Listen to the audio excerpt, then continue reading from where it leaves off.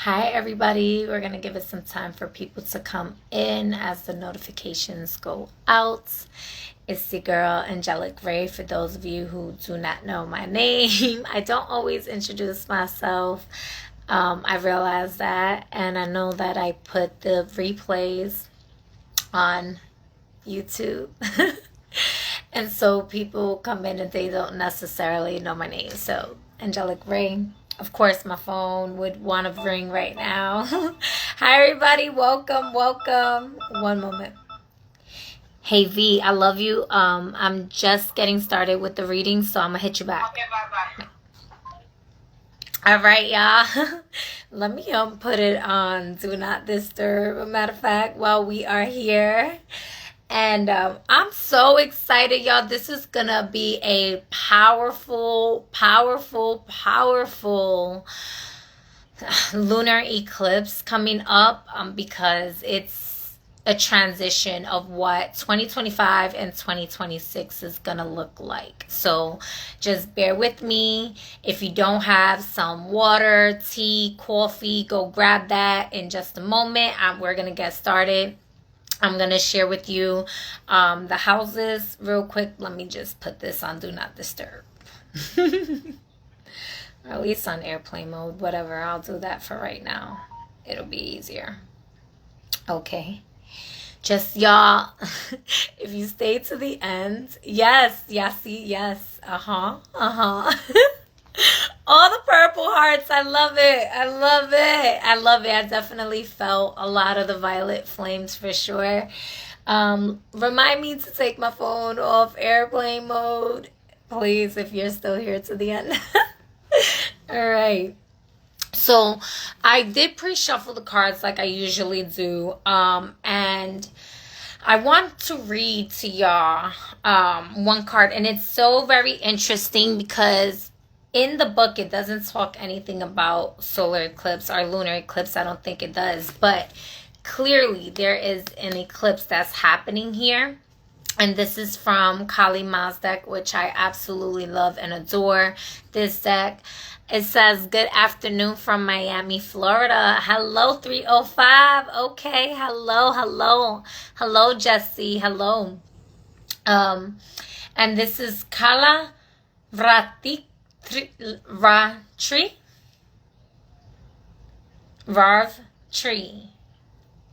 Kalavatri.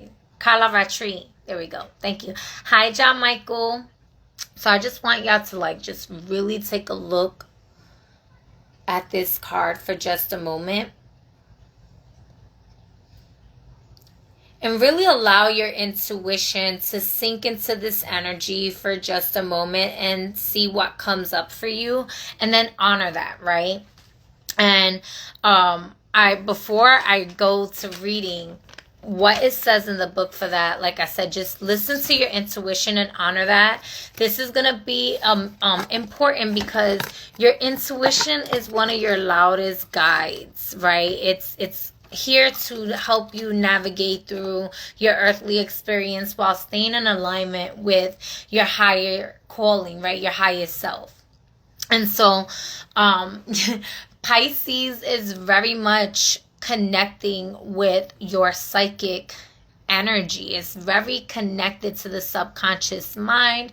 It's very connected to that which is deep within yourselves, right? And so this is gonna be the second super full moon in a row. Last full moon we had was in Aquarius, and it was the first super full moon of the three that's consecutive back to back, right? And so this is the second. However, that just means that it's closer to the earth and that it's going to be amplified. And if it wasn't enough that it was going to be a super full moon, we're also having a partial lunar eclipse in the sign of Pisces at 25 degrees. And so if you are a Pisces, sun, moon, rising, north node, south node, just look at Pisces. If it's at the final decan, at last decan, You really want to pay attention to that, or at least pay attention from the last 20 to 29 degrees. But definitely 25 to 29 is going to be like super active, amplified. Okay, so if you have any of those, definitely pay attention to that and where it's at in your chart. All right, this is going to happen at 10:35 p.m. Eastern Standard Time, and it's going to be conjunct Neptune, which in modern astrology, the Pisces is ruled by Neptune. However, in traditional astrology, it is ruled by Jupiter. And this super full moon lunar eclipse is doing a T-square to Jupiter in the sign of Gemini as well. And so, one day at a time. It says one day at a time, but that's none of my business. And so, we also have Saturn in the mix, right? So Neptune is in the sign of Pisces, and so is Saturn.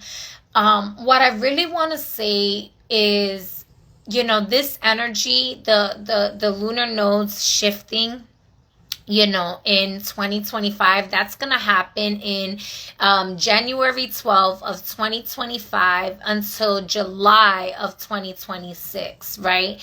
And so this full moon really gives you a precursor, some deep insight, or even like through the veil, a look through the veil of like seeing what 2025 and 2026 is going to look like for you energetically. And so that's why this moon is very important.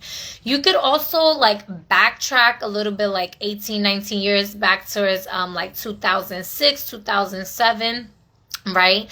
When the lunar nodes were in Pisces as well.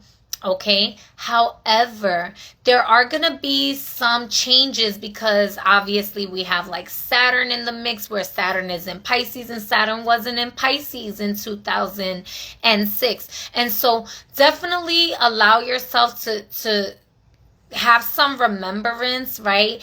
Pisces is about, you know, the water molecules. Water is memory, right?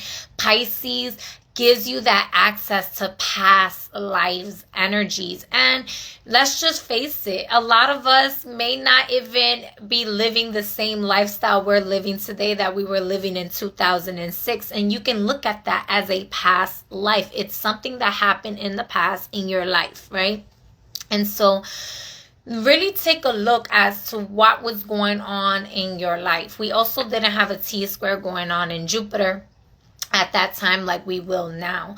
And so, you know, this with the T-square happening with this super full moon and the lunar eclipse happening, the lunar eclipse, the partial lunar eclipse, is not as intense as a full lunar eclipse. However, because this is a super full blood moon as well, this is very amplified. And again, because it's so close to the lunar nodes shifting in the next few months, this is really like that portal where this is going to show you like this portal. It kind of shows how time is only a limited experience when you're paying attention to that on the clock, right? Because Saturn reminds you of like limitations, whereas like Pisces is like there are no limitations, right? In there. Excuse me. So it's almost going to feel like 2025 is happening on the 17th, right? September 17th. So really paying attention to that, right? You know, I would definitely say pay attention to your rising sign first, then your sun sign, and then your moon sign is going to be like more internal, more subjective, personalized to you, right? And so I am going to break down the houses to you very briefly, really quick. I'm not even going to go too much into it because I do want to get to pulling some cards. And I know I tend to rant on. Hello, everyone. Welcome. So, the blood moon, the houses. I'm going to get to the houses, but there was something else I wanted to say, and I don't see it on my paper. I have like notes that I took so that I wouldn't forget, and clearly there's something that's wanting to come up that I'm not seeing yet. All right, so this is what I would say too. You know, when I talk about Pisces not really having limitations, it's because Pisces energy is the dissolver. It dissolves energy. It breaks it down. It can be a poison. It can be a medicine. It is known to bring up like the addictions that a person may have, or it could stimulate, you know, like when a person is not so grounded, right? They can get into like a psychosis, right? Or some delusion, right? It's you know, with Neptune in the mix, because it's conjunct Neptune. Neptune is very much about delusion, and you know, on the bright side, it's your imagination. You can tap into that, right? But it's very much a scapegoat energy. It's very much you know, it's known to self-sabotage sometimes, right? It can bring confusion, right? And so Saturn being like right in the center of that eclipse, because Saturn is also in the sign of Pisces, even though it's not conjunct Saturn, is conjunct Neptune, Saturn is still there with Pisces. So Saturn is going to bring some limitations, right? It's going to bring that remembrance of accountability and responsibility. Because if Saturn was not in the mix here, y'all, I'm going to be completely real. It will probably just be like way too much havoc and chaos, because Jupiter with the T-square, and Jupiter's going to bring in the opportunities, right? Jupiter's going to expand and broaden these experiences to the forefront. And Jupiter naturally rules Pisces. So with Jupiter in Gemini, the twins, right? The twins having the air molecule, you know, information in the water molecules, it's very double-sided also, and it's very tricky to navigate through this energy. So it's really advisable for those of you to really that want to connect with this moon, to really put your energy towards what it is that you want to see yourself doing the next couple of years, and releasing what is not in alignment with that, right? And so I'm gonna get to the houses now, and then I'm gonna read about what Kali, what was in the pre-shuffle. And I'm also going to do it as a closing card. I'm going to do another closing card. But for those of you that's just coming in, I'm going to show y'all one more time. I really want y'all to tap into your intuitions, because Pisces is a seer energy. Pisces is intuition. Pisces is that psychic energy. It really taps into your subconscious mind. It taps into that which is beyond the words. That's why it can be it can get a little crazy. But this is to say, you don't have to feel crazy. Just be in tune with yourself. Get to know yourself in that way. So just listen to your intuition and feel that connection there. Taking a deep inhale here.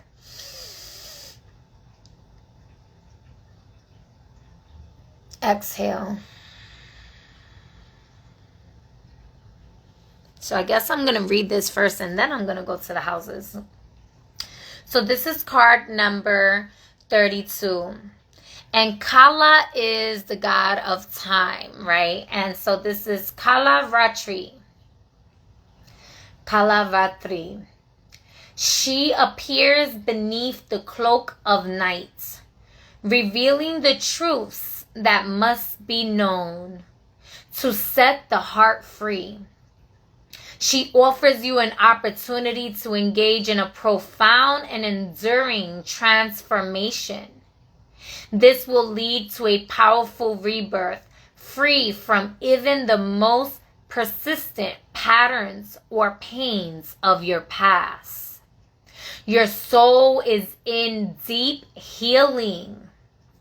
Recovery can be painful, but that pain is temporary, and you will emerge renewed and released. In time, you will greet your rising destiny from an entirely new and improved inner foundation.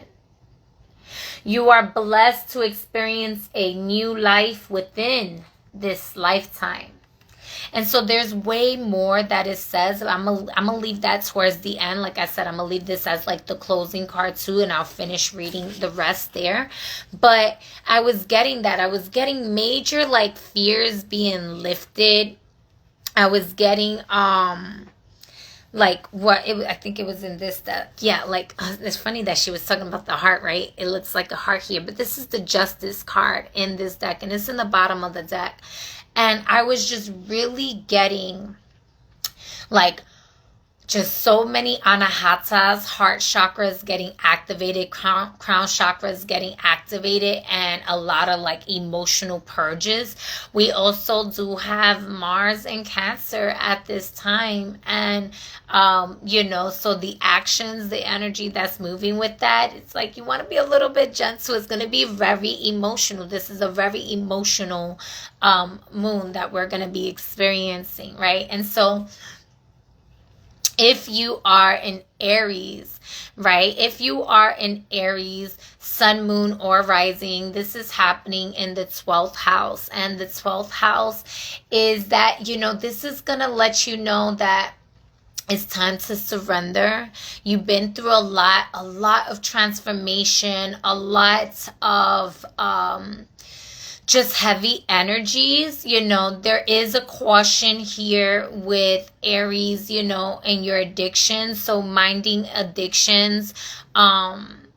This is definitely a time for rest. Like you might feel really tired during this full moon, Aries, but it's also gonna give you a lot of insight in your dreams. So I would definitely have your dream journals ready. If you already don't have one, definitely have something to write with by the side of your bed, because you're gonna get massive messages, downloads in the dream state.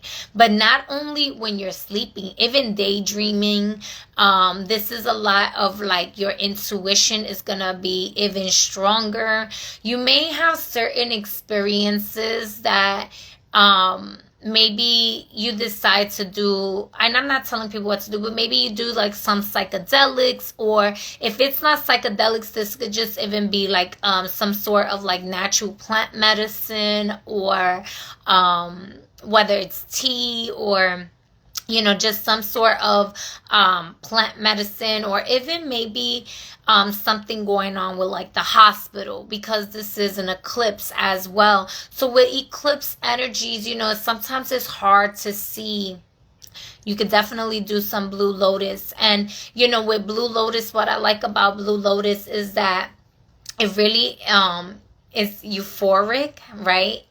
It gives you that sense of euphoria. It can feel like, you know, some people traditionally, they'll soak it in wine, red wine specifically. And that in itself is like, you know, but you don't have to drink it in wine. You can drink it as a tea. Okay, you could smoke some Blue Lotus as well. And Aries, let's just face it, y'all are fire signs. Y'all tend to like to smoke. So y'all might smoke some or whatever. And it is known to like, you know, help you tap into your ajna. It helps you tap into the womb space, the cosmic womb of the mother. And so just really tapping into that energy, tapping in with that. But again, you don't need any of those substances to tap into yourself. And again, because this is happening in your 12th house, there is a little bit of a warning of overindulging with that because of the T-square in Jupiter. Jupiter likes to have fun, but Jupiter likes to exaggerate as well.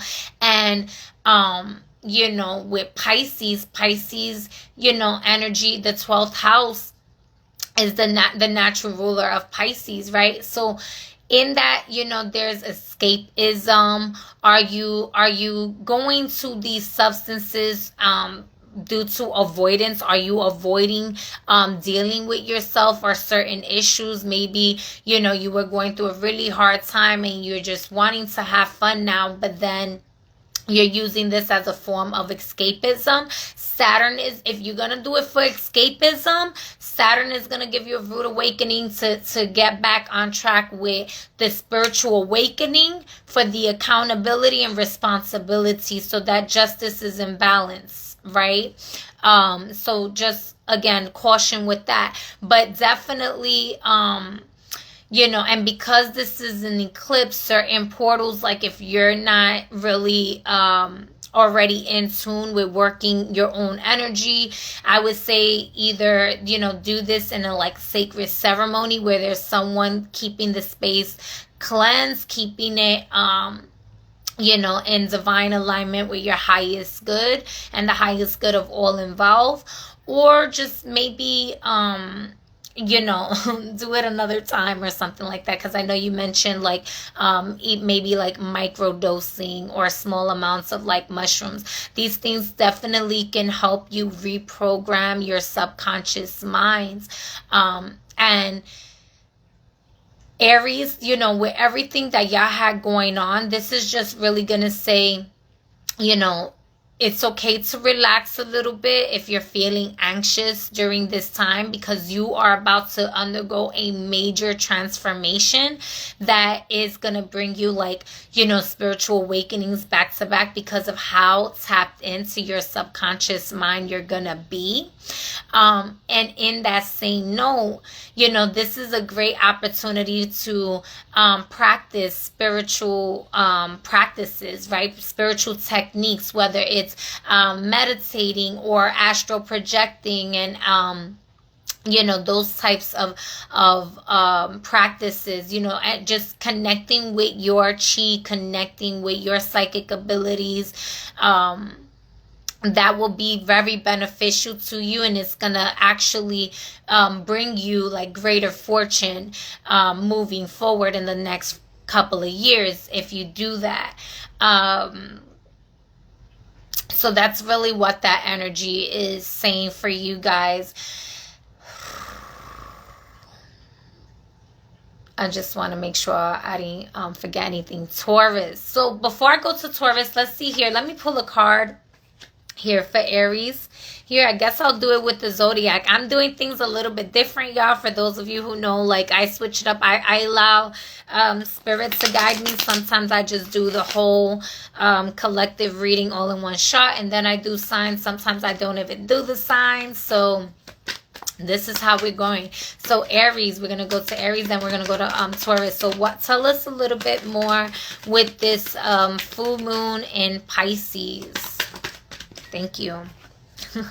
If I wasn't just talking about indulging, it says love potions. So you have the Ace of Cups, and I love this. Yeah. Aries, yeah, we're going through a lot of shifts, a lot of changes the last, you know, couple of years, especially because the North Node being in the sign of Aries. And remember, during this moon, the North Node is still in the sign of Aries. It's just giving you a precursor of a look, a peek through the veil of what 2025 is going to look like and 2026, because that's when the lunar nodes are actually going to shift. And so love is really where you're gonna be getting tapped into. And because of this being the Ace of Cups, and you like giving yourself that nurturing, giving yourself that rest, right? You may have been like super charged up, just feeling so much transformations and hardships, and this could have been things going on with like family, friends, whatever the case may be. It's like allowing yourself to get a dose of love and tap into love, and really embody it, be it, encapsulate it in your being. I really like this energy. I feel like you are actually going to be getting, like the universe is going to be pouring more energy into you guys so that y'all can rest, so that y'all can relax. It's like if you're getting nervous, don't get nervous. Really just be in a space where you're tapped into what it is that you want to visualize for yourself, what's in alignment with your love language, and really just embody that, right? Especially with the conjunction of Neptune and Pisces in there to amplify the water molecules. Aries, don't turn off your fire, right? Don't self-sabotage this love frequency that's coming for you, especially because Mars is in Cancer. Aries is gonna be super emotional right now because y'all are naturally ruled by Mars, right? And Mars is in a detrimental sign. It's in a water sign, and y'all are in a water house, in the 12th house. So y'all psychic abilities are going to be super charged the fuck up. Your emotions are going to be super charged the fuck up.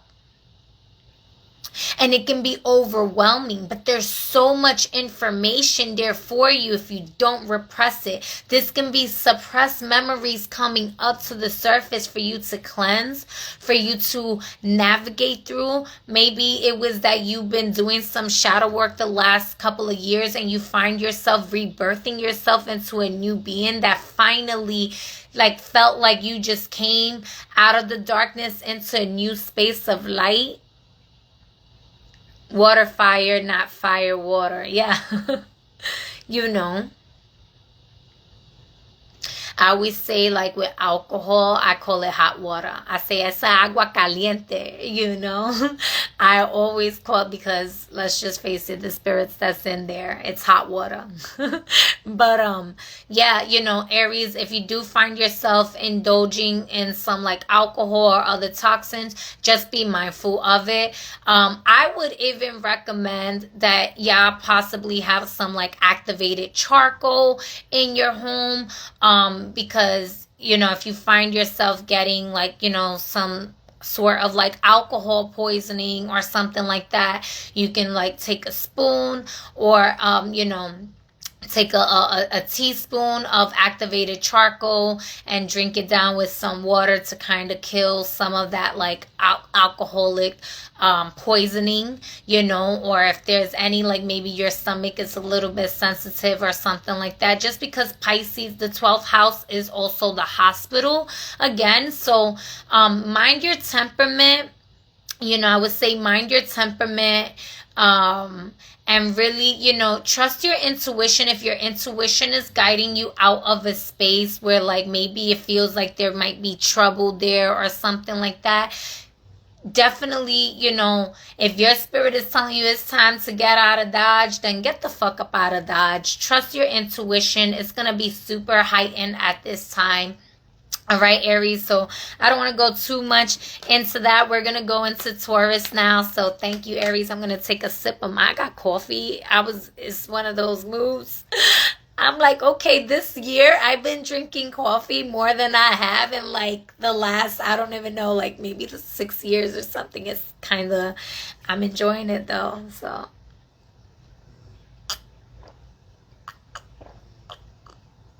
Yeah, see my face? I'm still so pretty. Oh. So Taurus, sun, moon, rising. Taurus, this is going to happen. This super full moon, partial lunar eclipse is going to happen in the 11th house for you. So this is kind of really exciting for y'all, Taurus. Taurus, this is really saying that There may be opportunities for you to collaborate with other like peers, some of your peers. There might be some friendships that are new, but it has like this past life remembrance, like, or it could even be like, maybe, you know, there was someone that you've connected with in the astral realm or something like that, and you actually meet them in person, and you're like, I feel like I've known you forever, or you feel so familiar, or I've seen you in my dreams. It can be like those types of vibes. It feels like a very faded like connections, new friendships. This could also be that like maybe you're getting into some sort of what's that? Not it's with an E. Like for cleaning the earth, like I don't know why I can't say the word right now. And it's not economy. I keep hearing economy, not economy. I can't think of the word right now. Hi Chad, but pretty much like environmental. Thank you. So environmentalists, like you might find yourself maybe putting together a group gathering to maybe clean up the beach or clean up a park, or you know, maybe there's gonna be some sort of like gathering for cleaning up the community, or even like talking with the community and looking at like what can you establish and build with, you know, the foundation of your peers and your economy, ecosystem, right? Like there could be things with maybe like changing up like your water, or just really looking at opportunities around you with your peers that's gonna be beneficial to the environment as well. This could also just be like your inner environments, but you might, you know, find it that if it's your inner environment, like let's say you're listening and your moon is Taurus or something, right? Because remember I said like you want to pay attention to your rising sign first. That's more of like who you are, like expressing yourself. The sun is like your, you know, your ego and your like the powerhouse of what you see there, the masculine energy. And then the sun is like the subjective emotional aspect of things, like the mind and the emotions. So it could be as simple as you come across new connections with some people. Maybe you make some new friends or something like that, or just being around new people, and this does something to your internal environment where you start like reshaping that in a way that's actually beneficial to you and others around you, right? And so I love that energy for you. It seems very very connected to the people around you. That's gonna be a big role for you. So like paying attention to the people around you, because also Aries, the 12th house is the house of hidden enemies. And I know I'm kind of backtracking a little bit. Aries, there could be some revelations or some like trickiness energies when it comes down to like, you know, like that type of energy. I feel like there's going to be a revelation with that though. Whereas Taurus with you with the 11th house, this is more like angelic energy too. So this could be like faded connections that are like divinely aligned with you. You know, this is like heaven sent friendships or heaven sent connections, right? All right, so let's see here. Taurus. Let's get a card for Taurus. Thank you. Oh, I love this. Yes, yeah, I got the 10 of Pentacles. Taurus, I really love this energy for you. You know, this is telling me that there's going to be a major, I mean, we got 10, 11, 111 may be very significant to you. 10s, maybe you're seeing 10, 10, or just a lot of sequence of ones, right? The 11th house is the house of, it's naturally Aquarius, but Taurus, you guys are a fixed sign. Also, y'all can be kind of stubborn in your way. I really feel like this changes even with the friendships. This can be like soul tribe, you connecting with your soul family, because the 10 of Pentacles is connected to like your inheritance, is connected to and your ancestors, is connected to family, it's connected to marriage. So this can be either friendships that's established through like your partner. This could be friendships that's established through again, soul family, right? Like you're coming into connecting with some soul family, some soul tribe. This could be that there were family issues that you were dealing with in the past that was very like painful and hurtful, and the people that's coming into your life help you shift out of those experiences. Now you find yourself with like a new paradigm. Like you literally walk into a paradigm shift, right? Because 10 is also like the binary codes, right? So 101010, like I see you resetting, closing out old painful timelines with a new optimistic perception in life here. There could be some changes that occur even in your marriage and whatnot because of these friendships. But overall, I feel like this has a positive impact. This could also be that perhaps the person you meet is because of a family member. This could also be, so like maybe a child introduces you to somebody, or, if it's not your spouse, right? This could be a child, a cousin, a friend of the family. Something like that. That is, it's a fated connection that's meant to happen, and this is gonna change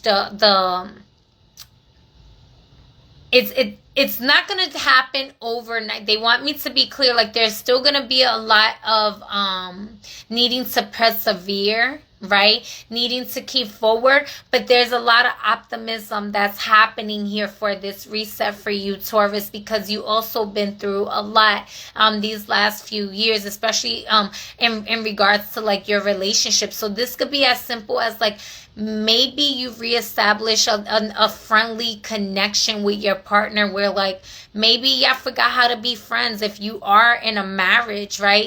Sometimes you're married for so long that is just you forget how to laugh together, you forget to be friends, or you forget to even be your individual self. And this is like allowing yourself to really be in your true authenticity and identity that is magnetically attracting your tribe, right? So I love this energy for you. Anything else? I feel like this is just a cellular like reset.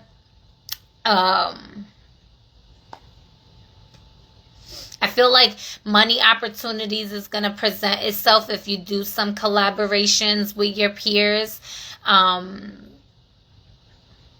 But with Saturn in the mix there, it's like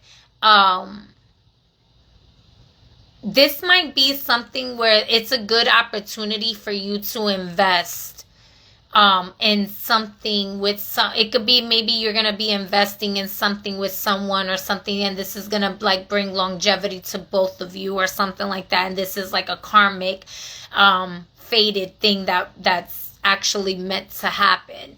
And so allowing yourself to like be detached to the results of it, and just trusting and knowing that it was actually for divine alignment, regardless of how the outcome happens from that. Obviously, you want to use your intuition and you want to be wise with that, but that's kind of what I'm getting. So y'all take what resonates, right? So we're going to move forward to Gemini. Gemini, this is happening in your 10th house. A lunar eclipse in the 10th house. shows major changes in your longevity, in your family structure dynamic, in your reputation. Your reputation might be really big, your career, your long-term contracts, right? So Gemini, some of you, y'all might do a complete 180 flip, change your whole entire career into a new space, where it's like you're getting an opportunity with the T square and Jupiter, right? Like Jupiter coming in with some like business proposals that you've been really wanting to look towards, and maybe you just didn't know. Or this could be resources that come in that could lead you to a business shift or something like that. If it's not a complete business shift, because this is a partial lunar eclipse, this could be as simple as like even like a change of title, right? So this can be that either a promotion or even a demotion. Let's be honest, it could be either or. But this is like a shift in your career. This is gonna have you contemplating a lot when it comes down to like business and your career and your foundations. This is also gonna have you really reflecting on like what your inheritance is. So perhaps you've been, really, maybe you have a family inheritance that you just been like really just like tapping into, but maybe you haven't. If you, let's say you're tapping into some like generational wealth or some sort of inheritance to you, and you're not investing this wisely, or you're not actually building or doing anything with that, because Saturn is in this mix as well. Saturn is going to like show you how you're draining and depleting the inheritance of your lineage, and so you might get a little bit of a hard spanking when it comes down to that. But this is to bring you to the opportunities that Jupiter actually wants to present to you, so that it can continue to thrive in its inheritance, right? And so there is gonna be a balance of opportunities coming in to amplify the inheritance, and then there's also gonna be some hard lessons that need to be learned to make sure that you're keeping the foundation solid, and not just letting it like dissipate and disappear with as again all this Piscean energy naturally dissolves energy. It can make that shit evaporate. And so as fluid as it may have seemed at some point, the air in Jupiter, right, could it be so much in that it could evaporate some of that water, and because the Saturn's like they need to learn that lesson. And that could be the opportunity that might feel really rough, might feel tough, right? On the positive side, it's like maybe you have been putting in a lot of effort to establish generational wealth, to establish an inheritance within yourself and the future generations. This could also be a spirit guide, bringing an inherited spirit guide that comes in and works with Jupiter to bring some opportunities to you that's going to help you and help the like your foundation with like maybe money opportunities and stuff like that, or career changes, or changes in that way. This could also be like opening up a business, or doing some status correction, some contract paperwork, whatnot, things like that, to really truly shift the narrative in the long run with the inheritance. You might be opening up a trust fund. You might be dealing with some estates, things like estate planning, things along those lines. Maybe even like a living will or will, some life insurance, things that have to do with like your reputation, etc., etc. These are the type of energies that is going to be kind of surrounding you and having a greater influence. If it's not about like your career directly, it can be pertaining to that. And if it's not pertaining to you specifically, this can be like a close family member that you're going to be helping navigate through this. However, the 10th house is usually about your reputation. So this is usually a you thing, right? And like your karma's in that. So Gemini, let's see what cards you get here. Oh, that was quick, fast. That flew right out. So it's the 6 of Cups here and the Temperance. Yeah. Minding your temperament, making sure that you're keeping a fair balance when it comes down to like your emotions, right? So maybe really tapping into some emotional intelligence here. This could be maybe that you're going to be doing a lot of like research, maybe there's some rewiring of your psyche when it comes down to like how you talk about yourself. I don't know why I'm hearing for some of you like creating a bio. Maybe some of you are going to be creating a bio for business or like a pitch, right? Stuff like that, but mentally stimulating things. This could be, again, like maybe even double checking certain contracts because it's an eclipse energy. So really taking dotting your I's, crossing your T's, really taking a look at that.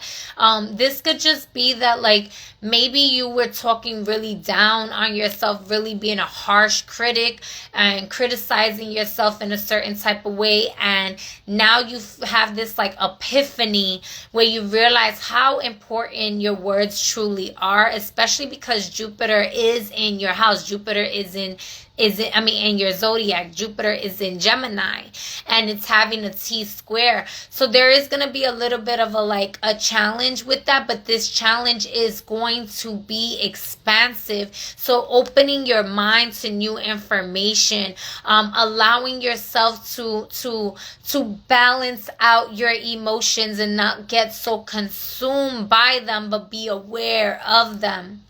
I really feel like this is also like tapping into some sort of like equilibrium where like maybe you had to, if you're somebody who deals with like mental imbalances, maybe you have been like way too spiritual and not grounded enough on earth to have like an actual like foundation, and it's showing out in your reality. This is talking about bringing balance and healing, healing the imbalances in your life to bring more balance. So, if you have been, especially because this is conjunct Neptune, if you've been like super high on the spiritual side and not grounded enough with like being able to actually establish a foundation, maybe with some sort of like career or something, this could be a great awakening to that.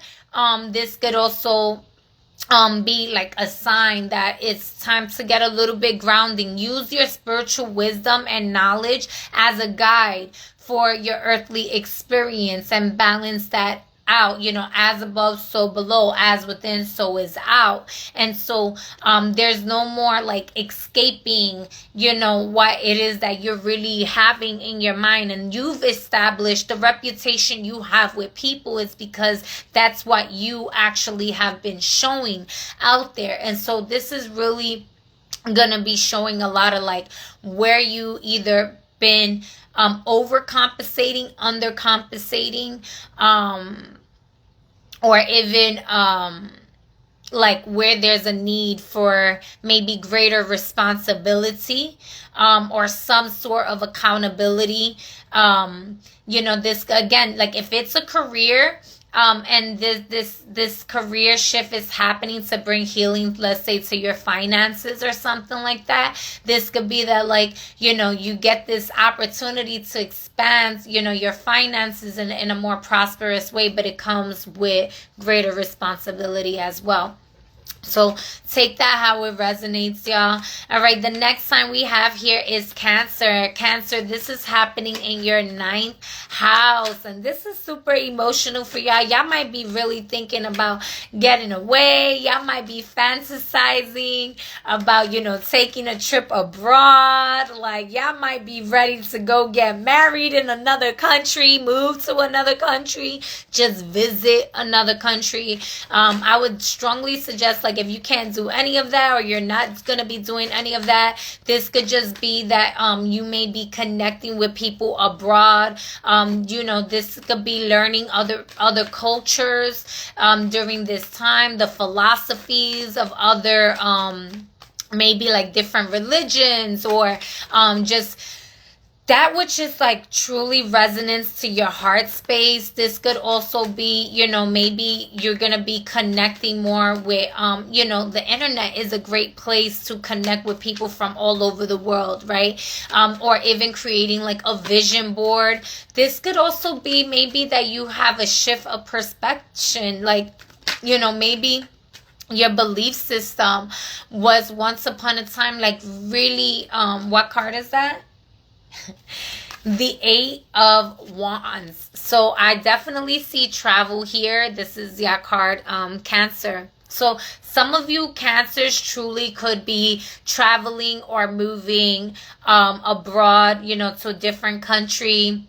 Or at least like, you know, writing a book about these experiences, or putting some sort of like manifestation, some energies towards that. I really do feel like this could also be like if you just so happen, like maybe you don't travel abroad, but you travel somewhere local and you meet somebody from another foreign country or something, and this is like, you know, a connection that is a fated connection that either it could be a friendship or even a love connection, right? Something that can like even lead to marriage or something like that. But I really do see this more as, you know, expanding your belief systems. You know, you might actually be like opening up to new,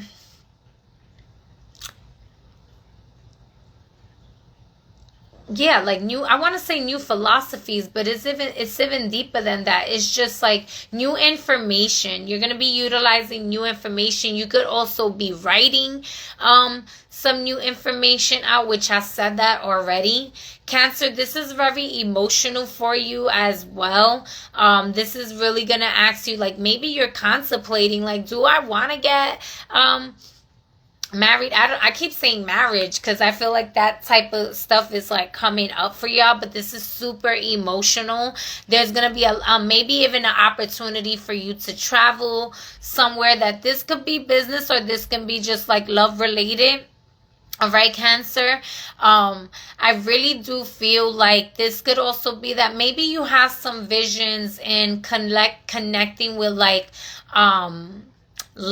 grid work, ley line work, and like maybe form, I don't know why I literally like see somebody like creating a map of like the world, and they're like from one pinpoint to another, like they're like putting a line from one point to another, and then like sending energy from like where they're physically at to that point on the map to the other point on the map, and like doing like some grid work activation. So that looks very specific. So if that's your message, you know that's for you. Yeah, that's like very specific. This could also be maybe perhaps you know, you're thinking of taking things to the next level, or just opening your mind in areas that you weren't really thinking of opening your minds. There could have been some secrets or certain fears that you were afraid to tap into that by you getting to know different cultures, maybe learning a new language. This could also be Cancer, that like learning a new language, right? Maybe you're wanting to this could also be like learning light language. This could be learning singing or music or something from another country. This could be chanting from that. This could be just really, connecting even deeper to what I'm hearing is like even a breakthrough of like where you think you came from. So like some of your ancestry, maybe you come to realize like who you thought you was in your DNA. Maybe you have more in your ancestry, or just some sort of like revelations that is like, wow, I didn't know I had ancestry from like this part of the world as well. And like that ancestor comes through to start like communicating with you or something like that as well. And it's like you start getting these activations that's going to actually charge you up for the next couple of years to tap into that energy. Whereas like you may have only been sticking to, the heritage that right? Maybe this is like due to a prayer or something like that. But I really do feel like if all of that sounds weird, just give yourself the opportunity to even listen to a song in another language that you don't know and see what it does and how it feels for you. I feel like this is really gonna give some of y'all some like mental breakthroughs where maybe y'all had been stuck at thinking about things in a particular type of way. I don't want to go there, so we're not going to go there right now. I was almost all right. It's like for those of you who kind of like get stuck on like the racism card and stuff like that, it's like open or broaden your horizon into the space, because you specifically have like greater work to do that is on the collective. So like think of just like like human race rather than like colorism or all the other indoctrinations. Maybe you've been following a lot of indoctrinations and there's going to be like a new philosophy or new information that's going to come in to kind of like challenge that. And they want you to like, just be open to learning from that space, because this could be more of a breakthrough than you actually realize. So it's something along those lines. All right. Whew. Excuse me. We're going to go into Leo. Leo, y'all are in the 8th house. And this is really interesting. Let me take a sip, please. Y'all, how y'all doing? How y'all doing? Yes, I'm loving the vibes, so I'm loving this energy. For those of you that's just coming in, make sure you get comfortable.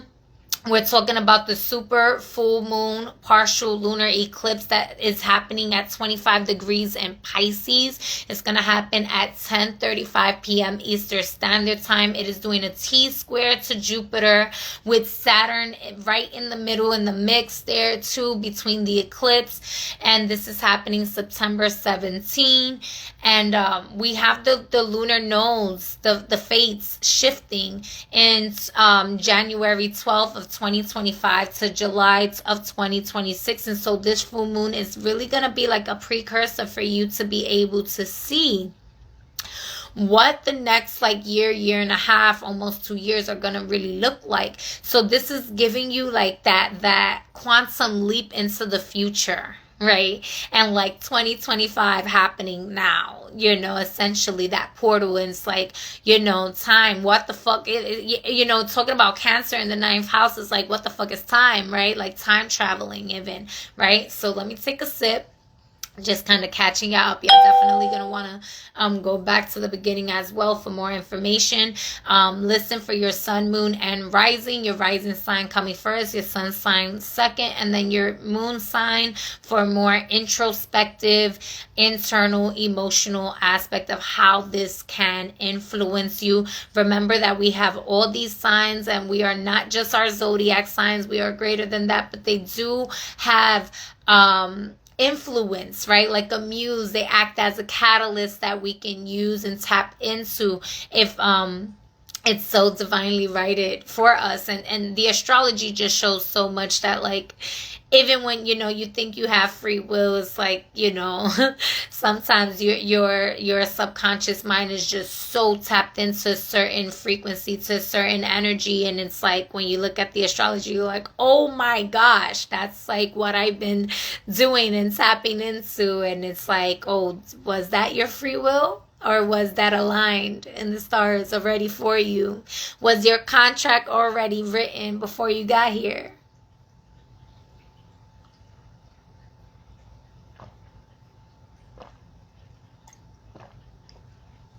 I told y'all.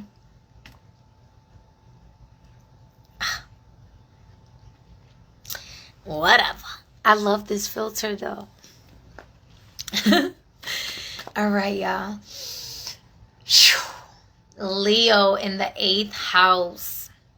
So Leo, this is gonna feel like very much like a lot of like mystery, right? Y'all might get a lot of attraction because y'all might have like a mysterious type of aura energy surrounding y'all during this full moon. This could also be that like y'all get some like opportunities that comes in to help clear out like maybe some of your debt, or even like your partner if you're married. Oh no, they putting me on a time restriction now. What the fuck? I only have about 20 seconds, y'all, so I'm gonna have to end this and come back. Please come back. This is crazy. This never happened to me before. Well, it hasn't happened in a really long time. So be right back. Dang. All right, y'all, we are back. This is part 2 for the super full moon partial lunar eclipse happening at 25 degrees in the sign of Pisces at 10:35 p.m. Eastern Standard Time. Convert that to your time slot. This is also happening conjunct Neptune and Pisces, with like Saturn kind of like in the mix there, because Saturn is in Pisces, but it's not necessarily being conjunct there. There's also a T-square happening with Jupiter and Gemini, and this is an important moon phase. And it's so funny, right before the last video cut off, I was just kind of saying this all over again. I probably just intuitively was feeling that I needed to say it, and it's because they actually put me on a timer this time. They normally don't. So thank you for everyone that's tapping back in. I'm happy to see you all. So this is gonna be part 2. We were just getting into Leo, so we're gonna go from Leo hopefully all the way through to Pisces, getting into the house. Definitely recommend y'all watch part 1. Also, just I did briefly go over some like a message in regards to a message from Kali's deck here that was coming in the opening, and then I'm also reading the rest of hi Shantae. I'm also going to be reading the rest of that for the closing of this. So it's going to be really important that you watch part 1 and part 2. This is crazy. Hopefully on YouTube, if this is a replay and yeah, hearing this, if I'm able to sync it together, then I don't even know if I'm going to keep this part or not. I probably will, and you probably hear me rant, but it's okay. But if not, then, you know, just go and watch part 1. And I did announce for everybody to listen to their sun, moon, and rising as well. I did give other information. So anyways, let's go into it. So Leo being in the 8th house, this energy is gonna be like a bit mysterious. This could be tapping into like your kinks, right? Your fantasies, right? Because it's in Pisces. Pisces is all about your fantasies as well, especially with it being conjunct Neptune, right? I'm hearing ludicrous, like, right? Fantasy. So like tapping into that energy. It's also, for some of y'all, this could be like exploring some BDSM type thing, right? For some of you, this is exploring deeper into some like occultism or magic, okay? This could be, also like really just tapping into, like I said, you might get some like opportunities to clear off some debt. Maybe somebody owed you some money, or you're going to be if you're in a relationship, this could be like your partner's debt, like you either helping your partner come out of debt, or your partner comes into an experience of clearing out debt. This is also other people's resources and politics. So there might be some like information that like pertaining to like political stands and like your career or working in that type of energy, or maybe having some conversations that seem a little bit like taboo or political. Also, opportunities. You can be presented with an opportunity to expand your resources that's connected to other people's resources here. I would definitely say like this could be either like looking at grants, or looking at some sort of like loans, or something. Like loans can be paid off, or you could be getting like an opportunity to receive a grant that you don't have to pay back, for an opportunity to expand in a certain like field and whatnot. This is very like magical, very much dealing with other people's resources as well, Leo. And so you may even be giving other people an opportunity to tap into some resources. Maybe you have resources to share with other people, right? It can go either way, but usually the 8th house is like even like other people's money, other people's resources, like the collective's resources here. This is also like, maybe, you clearing your credit score or something like that, right? Things along those lines, right? Just opportunities or awareness or information that's being applied in these spaces here. So let's see what kind of card, what energy do we have here for Leo? Yeah, I can't even make this shit up. Yeah, I have the Ace of Pentacles here. I kind of bent that card just a little bit. Yeah, I have the Ace of Pentacles here. So I do see money coming in here for you, Leo. This could be maybe an increase. Like I said, this could be even an increase. Like if you are someone who like receives some sort of benefits or something, or you were waiting on some benefits, or waiting for some like something to come in that's like owed to you. This could be like even inheritance that's coming to you, that's owed to you.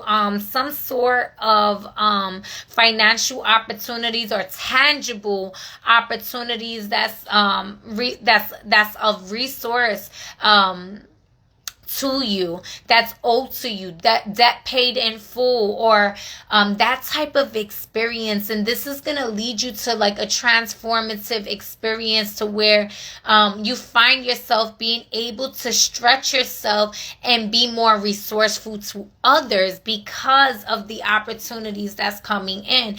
On another side, on a shadow side, if it could also be that like maybe you put yourself in like a position that is like, now you put yourself in like major debt. But I really look at this as like more of a clearing of debt with the opportunities coming in. But because Saturn is there, this could be, like certain this could also be like if you're maybe you do some letters, I'm hearing like it could be an affidavit, it could be even like credit repair or something like that. I think I said that already, but like things along the lines where you're getting things like cleared out, things start shifting in your favor to clear out certain debts here, and bring you into a space that leaves you more open to opportunities to tap into collective resources here. This could also be that like maybe you have like tangible proof of like something that is like political, that's gonna like fuck with some like the collective and shit like that, right?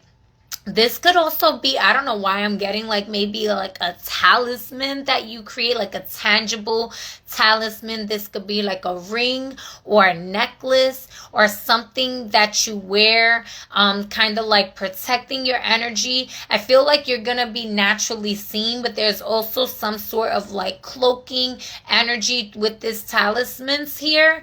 It's kind of what I'm getting, but I'm getting like this is like to naturally protect you from any and all energies that's not in alignment with like your good wealth, health, and fortune, to kind of like repel those energies away from you. And Spirit is saying like nobody can fuck with your blessings, like nobody can really do anything to fucking hurt you or harm you anyway. But it's like just having this energy around you. And they're saying also, yes, listen to your intuition, listen to your, like, pay attention to your dreams. Your psychic abilities also are going to be super illuminating, amplified here. You, Leo, y'all are massive illuminators. So, there could also be that maybe you don't feel like you are as seen or as bright or light, like maybe you feel like your light doesn't shine as much as it does in the shadows of others. And I feel like when you step into the room, you are naturally illuminating the shadows of others, so that, and you have the eyes to see that, even when it is subconscious to them. They may not be able to see that, because you're able to navigate through the shadows. You're able to navigate through the darkness at being that natural light. And it's gonna be like, your presence is naturally going to illuminate and bring like a spiritual awakening onto others. But in this, with this super lunar eclipse also, there's a part of it that you have been, it's like it had been in your blind spot, that you are also going to be illuminated too. That is going to bring you to a greater space of spiritual awakening as well. That's going to amplify and deepen your magic here. And you're going to come into like, you're going to look like money. You're going to feel good. And people's going to be like curious and wanting to know more. And like there's a mystery to it. But I really like this energy here. It's going to really be up to you whether you want to like share this or not. Because it's the 8th house. Sharing is caring, you know, with that. But this could just be, you know, where the 8th house, when it comes down to like money, is more like, you know, money given from like collective resources, right? Whereas, you know, in the 2nd house is like money that's like earned, right? Money that you worked for, that you have been establishing yourself, right? And so there could be news pertaining to that as well.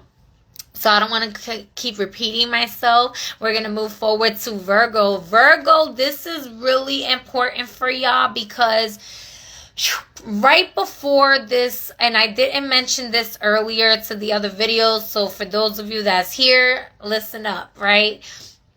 Virgo, this is important because before the super full moon lunar eclipse happens in the nighttime, earlier in the day, we are going to have the moon opposite Mercury in Virgo.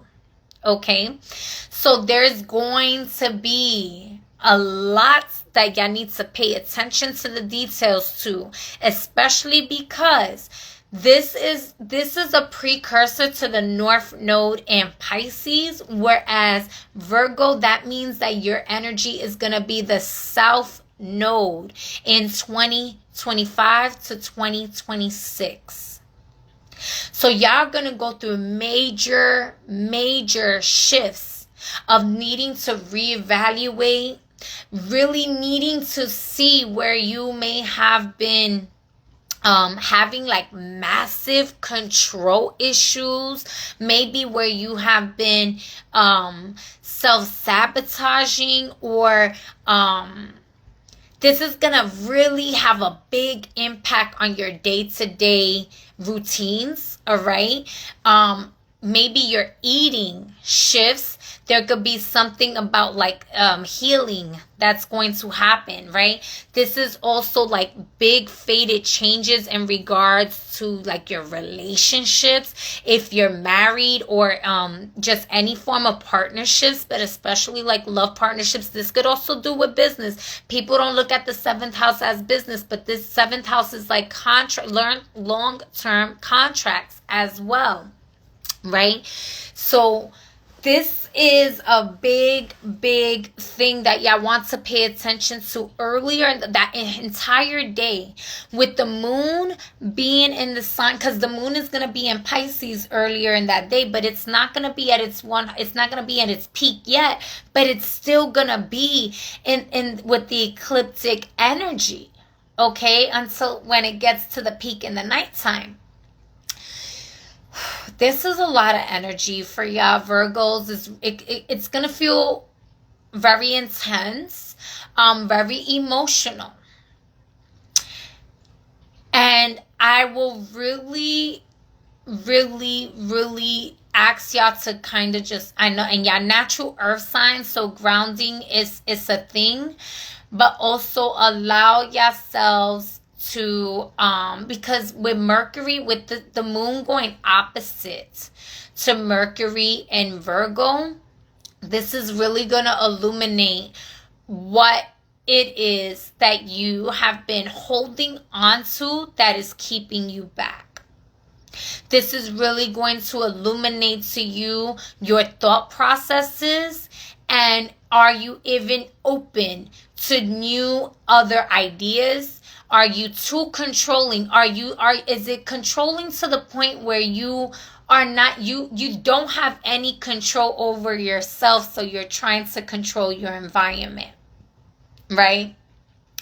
You might be feeling stuck at this time because Saturn's energy is in the mix there, and it's going to show you where you have been placing limitations. In the same token, there's a lot of like, or maybe you haven't been moving forward in the ways that you want to be moving forward because you've been lacking responsibility, and you're being pulled to go and tap into some, your responsibilities more on a day-to-day thing. So you know more or less how that's gonna work out for you, and I keep saying day to day, like y'all not the 6th house, y'all the 7th house, but what I'm really seeing with y'all is like if you've been experiencing like analysis paralysis, it's gonna be like a rude awakening from Saturn that's saying, yo, it's your fucking time. It's time to fucking move. It's time to go.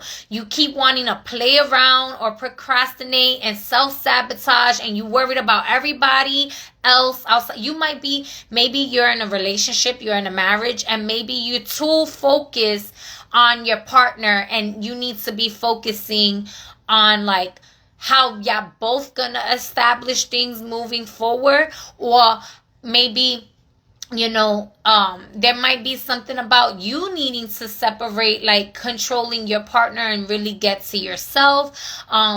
It feels like it's for the most part, Virgo, this could lead a lot of y'all to elevating to beautiful marriages and beautiful partnerships if you don't fucking self-sabotage and you're not trying to control your partner. If expectations will lead you to disappointments, this is gonna be like a really spiritual lesson of unconditional love. And this is also like, you could be maybe if you're single, this can lead you to like connecting to a fated partner that is like a soulmate, right? A partner that is someone that like either you marry, right, later on in life, or you talk about marriage, right? Or just even like decide to get in a relationship, and maybe you didn't think you was gonna get into a relationship. Maybe you was just like looking for friendship. I feel like this is like, if you are single, this is like really gonna be showing you what it is that you want in a union, what it is that you want in a relationship, and allowing yourself to even be open to receive that without controlling the situation so much. And also the deeper question is, have you done the shadow work within yourself to not self-sabotage your relationships? Have you been in like multiple trauma bonds? Have you been self-sabotaging in all your relationships and then lacking the accountability of that? Because Saturn is going to really have you looking at that, like the roles that you played as to what you accept in your life and what you didn't accept. Are you constantly pointing the finger outward, or is this something that you really need to take accountability for within? There could also be like, maybe you've been feeling really passionate and called to like explore certain things with like your partner. You didn't vocalize it to them. And it's like, explore those depths with your partner. Explore the like fantasy. Explore those routes with your partner. If it's in alignment for both of you, right? Like, this is not the time to be selfish, Virgo. This is the time to really, think about what it is to be in partnerships. Virgo, this is not the time to lie either. If y'all gonna be doing some lying and manipulative tactics to like try to navigate a union in a certain type of way, that shit is gonna backfire on you in a really harsh way. So I don't recommend it. If that's like, you know, because some Virgos can do that, right? They'll like be a little bit manipulative or sneaky, especially if you have like that Pisces and Virgo energy together. It's like being manipulative with your words or tactful in a certain manner. Like, really like allow yourself to be more vulnerable than to not. So that way, even if things unfold in a way that you don't like, you know that this is serving your highest and greatest good to either separate from this union or expand it onto the next level. This is going to be a great revelation for you to see if there was any secrets, any lies, any hidden enemies pertaining to your relationship. If you are in a relationship, this is going to reveal itself to you. So you want to pay attention. Virgo, I know it sounds silly when I'm saying like, don't be so controlling, but definitely pay attention to the details, right? Because don't get caught up in the details, but pay attention to the details. Right? Again, because this is going to show you what 2025 and 2026 is going to look like as to what it is that you're going to be navigating through, what kind of partnerships you're going to be connecting with, what your relationships is with people, your relationships with your love life is going to look like. And so if you see that it's in a more shadowy, dark side, self-sabotaging kind of way, this might be showing you that like this don't overstay your welcome, or this partnership has already served its purpose. Maybe it's a trauma bond, or maybe your missions are in two different places or something like that, or there's some sort of spiritual lesson that's to lead y'all to healing through like, you know, sometimes people get addicted to even emotions or even like thought processes, right? So like allowing yourselves to like kind of clear some of those energies, right? This could also be that like maybe needing to balance out where there's too much flexibility and then too much like oppression, right? Like just balancing that out. If you're single, I could see you coming to a union. If you are already in a union, it could either lead to separation or the union expanding greater. Nonetheless, there could even be like news coming in from like, if you are in a relationship, from like your partner, that's like, it's you're gonna see this bringing your relationship to a different dynamic, right? It's a fated event, a fated news, fated experience that's going to be happening between you and the partnerships that you're connected to. Okay, so let's see here what card we get here for Virgo. Always Angie, forever Lala. Hello, welcome. I think this is the first time I've ever seen you here, so welcome, and welcome to everyone who's here. You also got, what is this? Oh, no, you got the King of Coins here. So I love it. I love it. I love this for you. in the bottom of the deck. I don't know why I decided to look, but I did. Yeah, I have the Knight of Swords here. So again, not being so impulsive with your words, or like, you know, argumentative. If there is some sort of like arguments or something that goes on, really pay attention to the details of why things are happening and how it is here. There could be like old karmic situations that's trying to clear itself. Nonetheless, if you are single, this could be that you are attracting someone who's in their power, who's nurturing, who's a provider, who's stable. You could be this could be your masculine energy. This is Taurus energy also, naturally. The King of Pentacles here, but that you don't have to be connected to a Taurus. Maybe you have Taurus placements, I don't know. Maybe your partner is, but nonetheless here, this is saying that this is going to get you to a place of self-mastery when it comes down to like your finances here, maybe.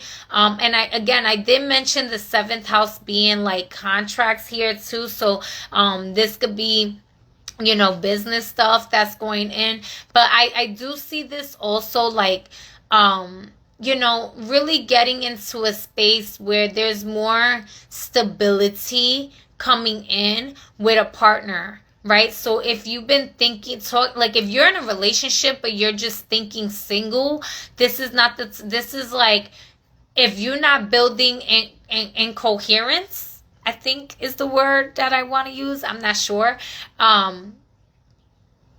You want to co-collaborate with your partner for that stability and the finances. If you've been in a relationship just because of finances, what the Knight of Swords is saying is like that's going to be revealed. So I don't know for why I'm saying that, but like if you a gold digger type stuff, like that might be something that you're going to see like major changes on. So mindful of that.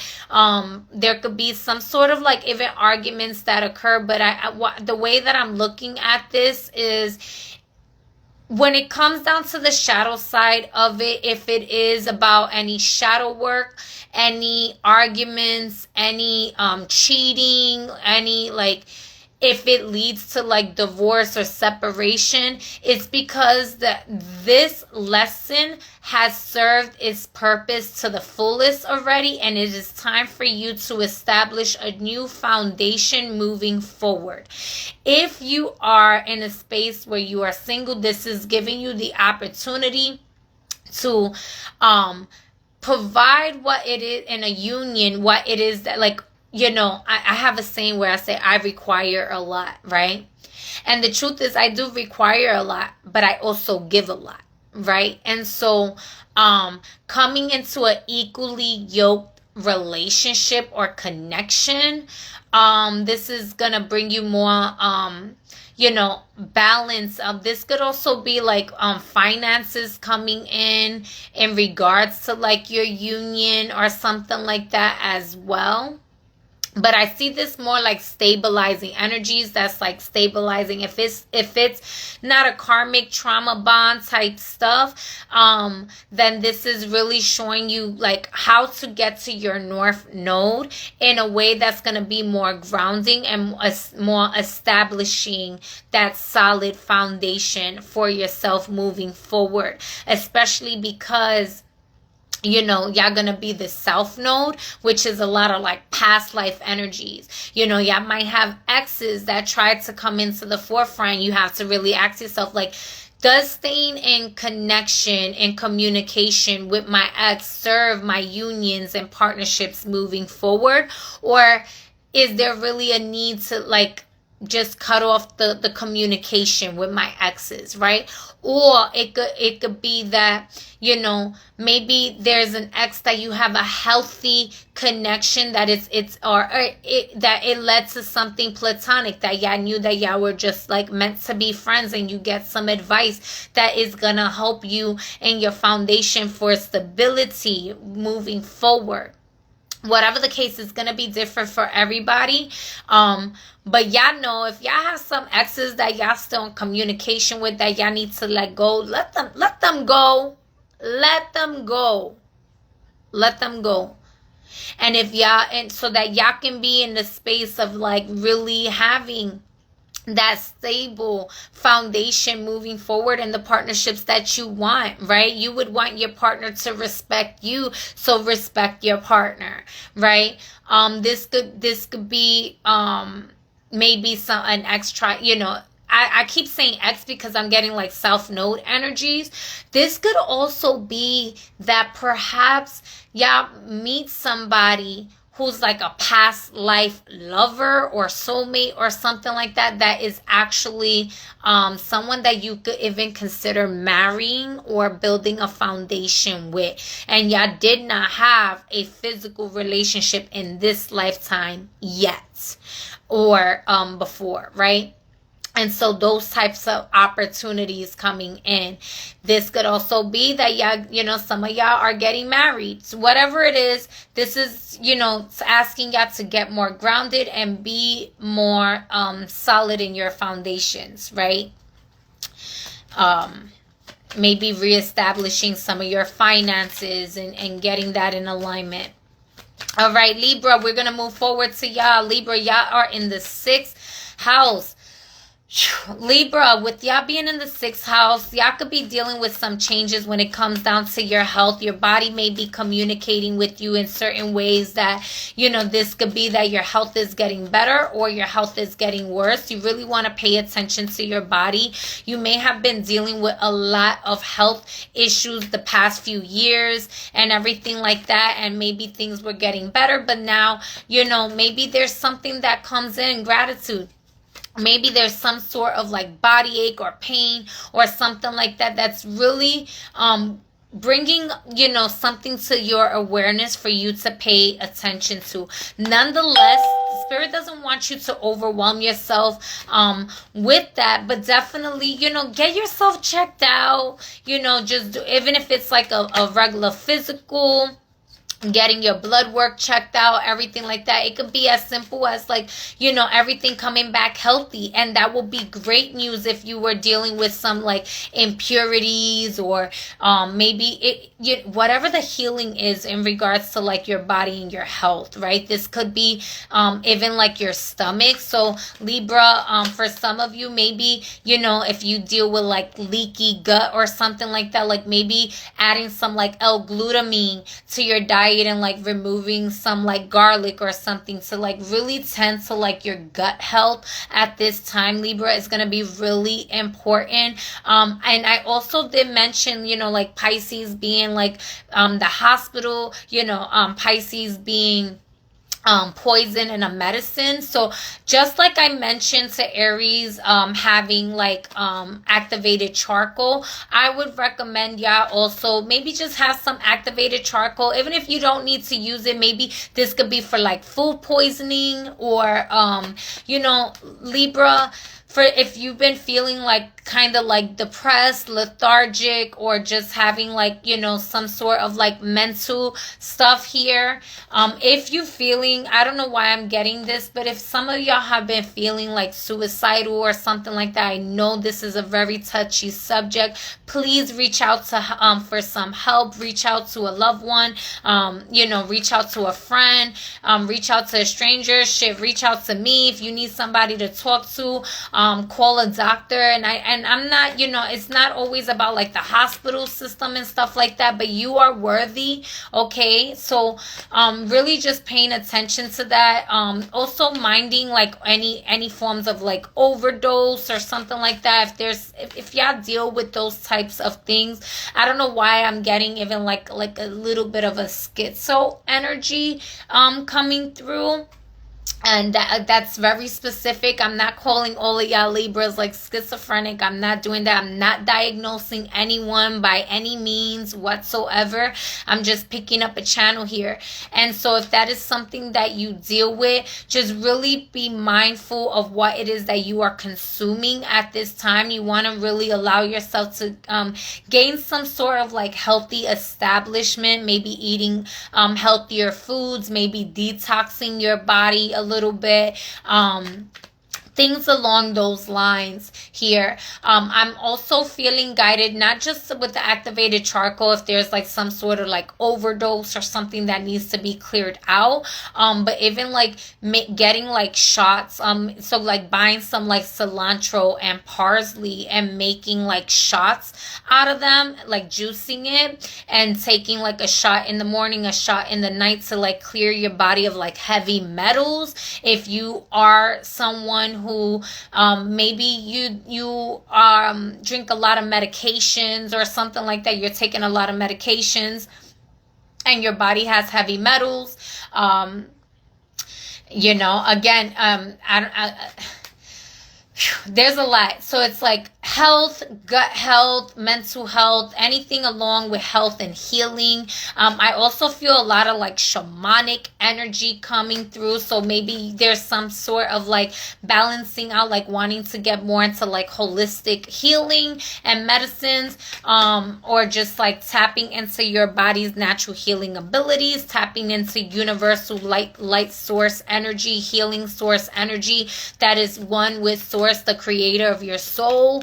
Really just tapping into your energy, maybe going deeper into some meditation, some deeper reflections, Libra.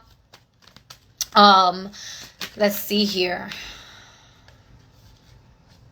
6th house, everyday routines. So yeah, there might be some like doctor's appointments. Maybe you're changing up your doctor, maybe needing to get a second opinion about some sort of diagnosis or something like that here.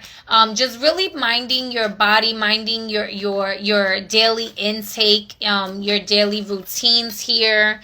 And what card you have? Oh, y'all have the Empress. Libra, y'all are naturally ruled by Venus too. So I like this energy here. And look at, is this not the body though? Is this not like the internal body and the path that you are walking, right? Like your day-to-day, your daily routines is the path that you walk, right? Pisces is the feet, right? How solid this is. You're walking on your path, moving forward, and what you do on a day-to-day basis is what you end up consuming inside of you. Right?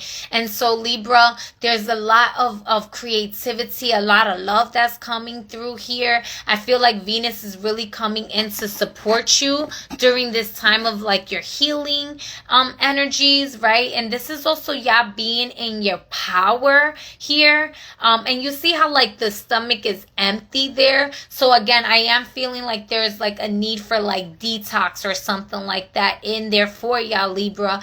If y'all were already detoxing, you know, there might just, you know, balance things out, right? It could have been like just needing to not overdo the things that's like, because too much of anything can be toxic, right? So like just keeping that balance. Like also this is about being more decisive with your decision making. And because this is a super full moon and in the sign of Pisces and it's an eclipse, there can be a little bit of like confusion, and it's also about like making sure that you get to a space of like honoring self-love versus like always people pleasing. Again, this is a more personalized, internalized energy for you, Libra. All right.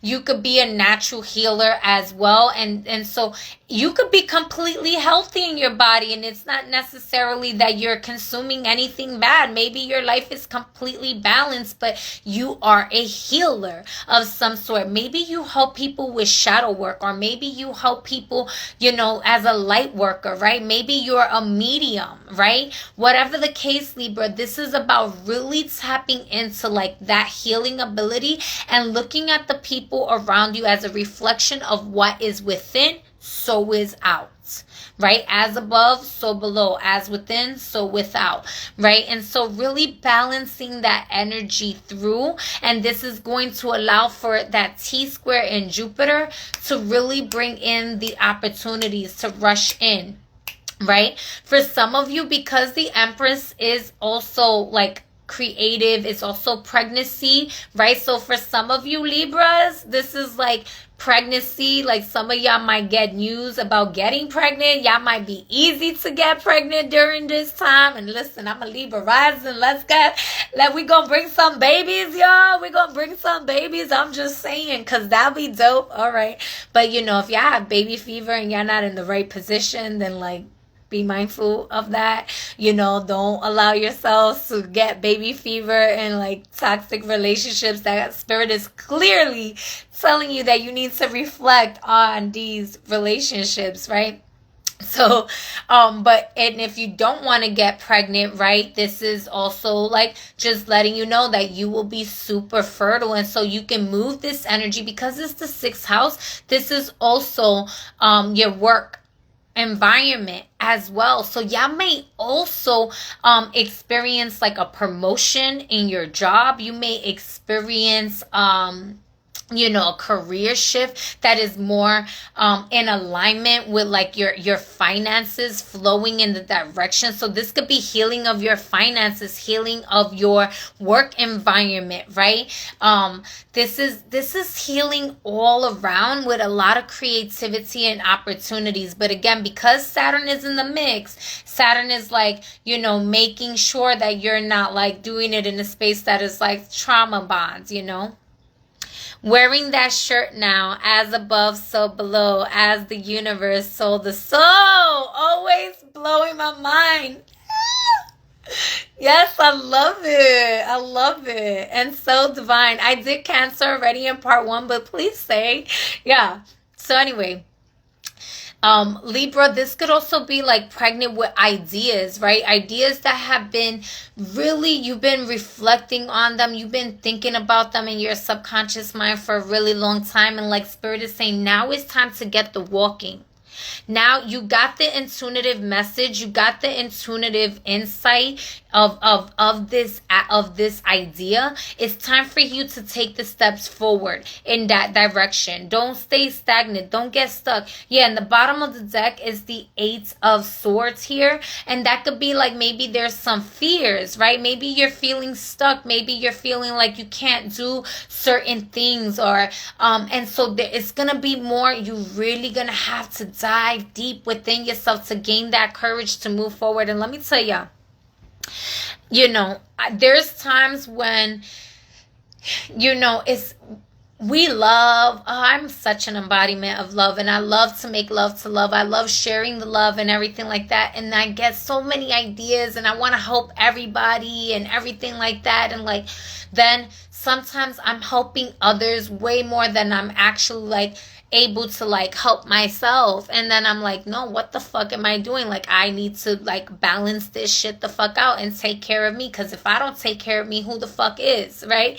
So like, this energy here is gonna give you a lot of fertility, and I kept getting a lot of fertility cards energy. So like, there's a lot of fertile ideas, a lot of fertile opportunities here. Really allowing yourself to establish like these ideas that's gonna be not only serving your highest and greatest good, but the highest and greatest good of all involved. Because when you really honor you honor the collective too. Right? But when you're too busy honoring the collective and you're not honoring yourself, what you're doing is creating an imbalance that's saying like you're not worthy, and you actually not serving the collective. Like, you're enabling what is already out there in the collective, rather than actually contributing in a way that's gonna actually be bringing it forward into a quantum leap of a paradigm shift that is serving, you know, the greater good of all, right? So this is about liberating yourself from like trapped ideas, maybe where you limited yourself, where you felt scared, because the 6th house is like, you know, going into that shadow work, right? This is also important for y'all too, because the 6th house is the house of Virgo, and it's opposite. It's gonna be opposite of the full moon. So really paying attention to that. All right, y'all. We're gonna move forward to Scorpio. Scorpio, y'all are having this energy flowing in the 5th house. Let me take a sip of my coffee, y'all. Hello, welcome to those of you that just came in. Have a seat, have some coffee, have some tea, have some water. Have a fucking smoke and a pancake if that's your thing. Just vibe out, say hello, tap. Let me know where you're tuning in from. I'm gonna take a sip, y'all. Give me just a moment.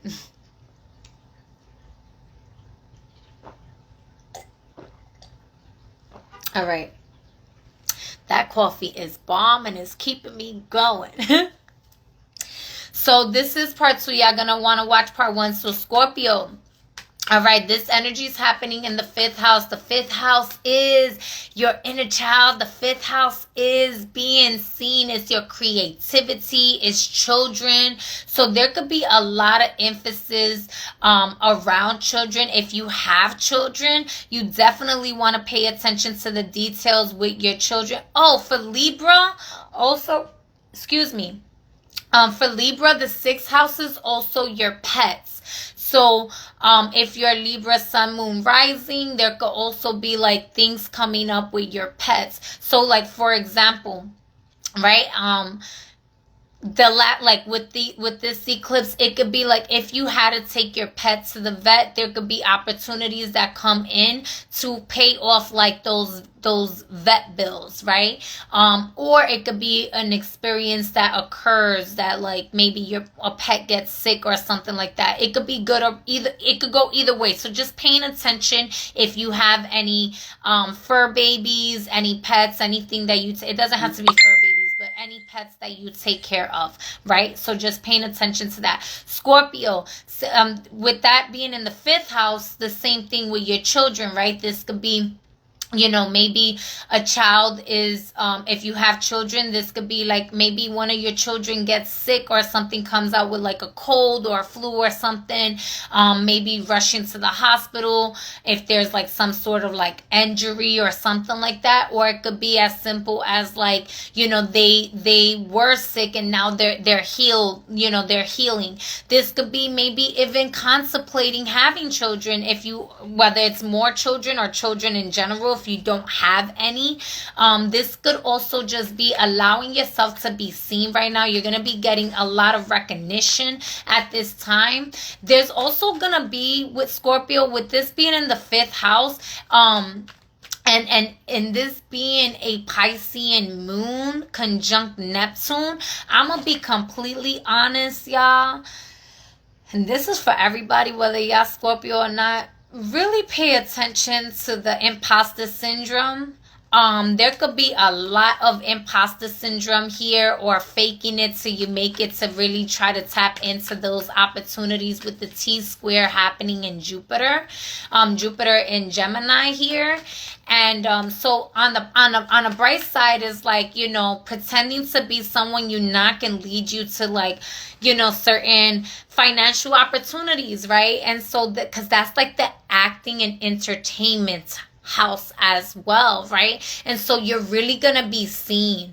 However, it will be more beneficial for you to be your true self and be seen as your true authentic self, because that's gonna last longer than if you were to be faking it to make it. Because then what's going to happen is you're going to constantly having to keep up and act. And then when the energies is no longer in the 5th house and the lies start like showing out and you start like having that imposter syndrome going on, it's gonna be really like detrimental to you. So this could be like, if you were dealing with some sort of like imposter syndrome, you're gonna have like a massive like spiritual awakening, like a rude awakening that's gonna occur during this time. That's gonna be like, yo, like I think I want to shift my identity like to my authentic self, right? Or you're gonna just like really be seen in that way. Like people are gonna start seeing those energies from you. And so just really paying attention to that. But again, this energy is really good for entertainment, right? So if you are a social media influencer or something like that, this is going to be really fortunate for you at this time. You can get a lot of views.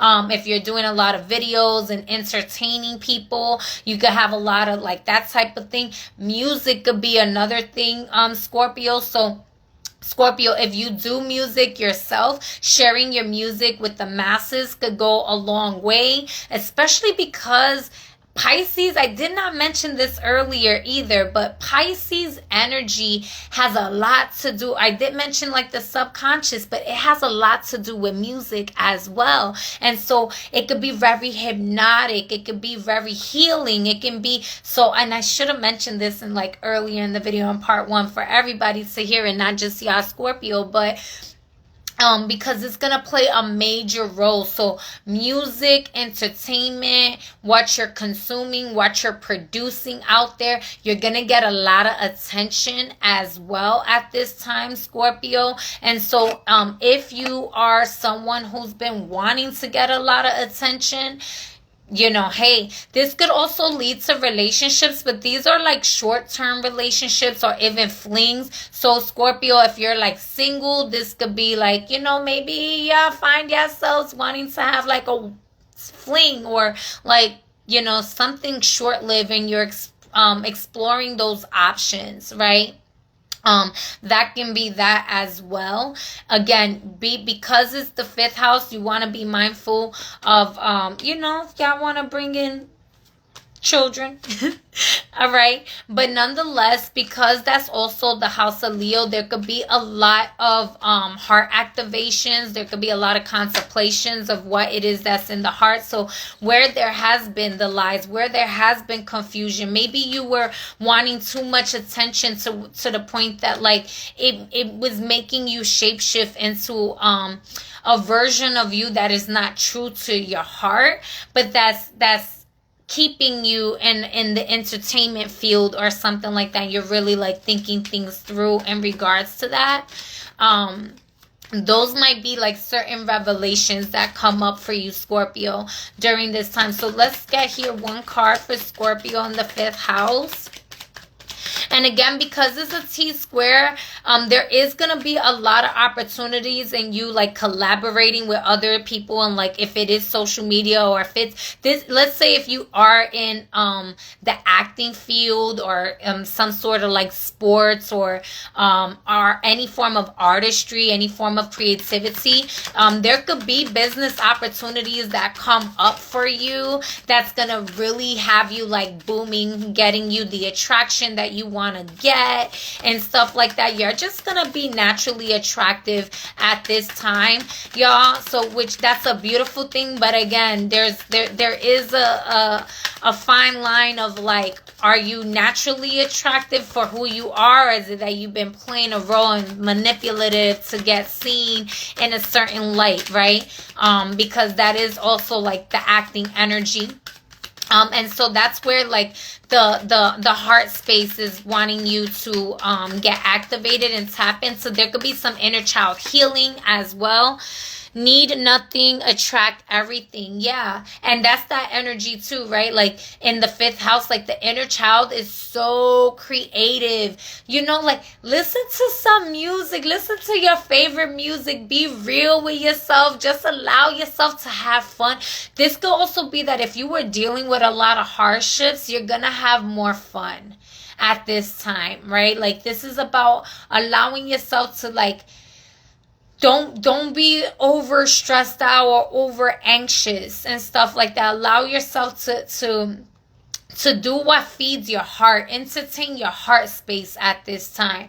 And y'all have here the Page of Coins. The Page of Coins is a very attractive card. This energy is also talking about tapping into the inner child, but this card also does mean pregnancy as well from like a fling-like situation. So you know, this is also like opportunities, right? Messages coming through. So again, y'all could be getting text messages, maybe messages in your DM, emails, a letter or something that's pertaining to like opportunities here, that's gonna like really enhance you moving forward. There could have been some messages coming in that's like about like abandoning or letting go of the past for you to move forward. So there's something about like really contemplating that for yourselves.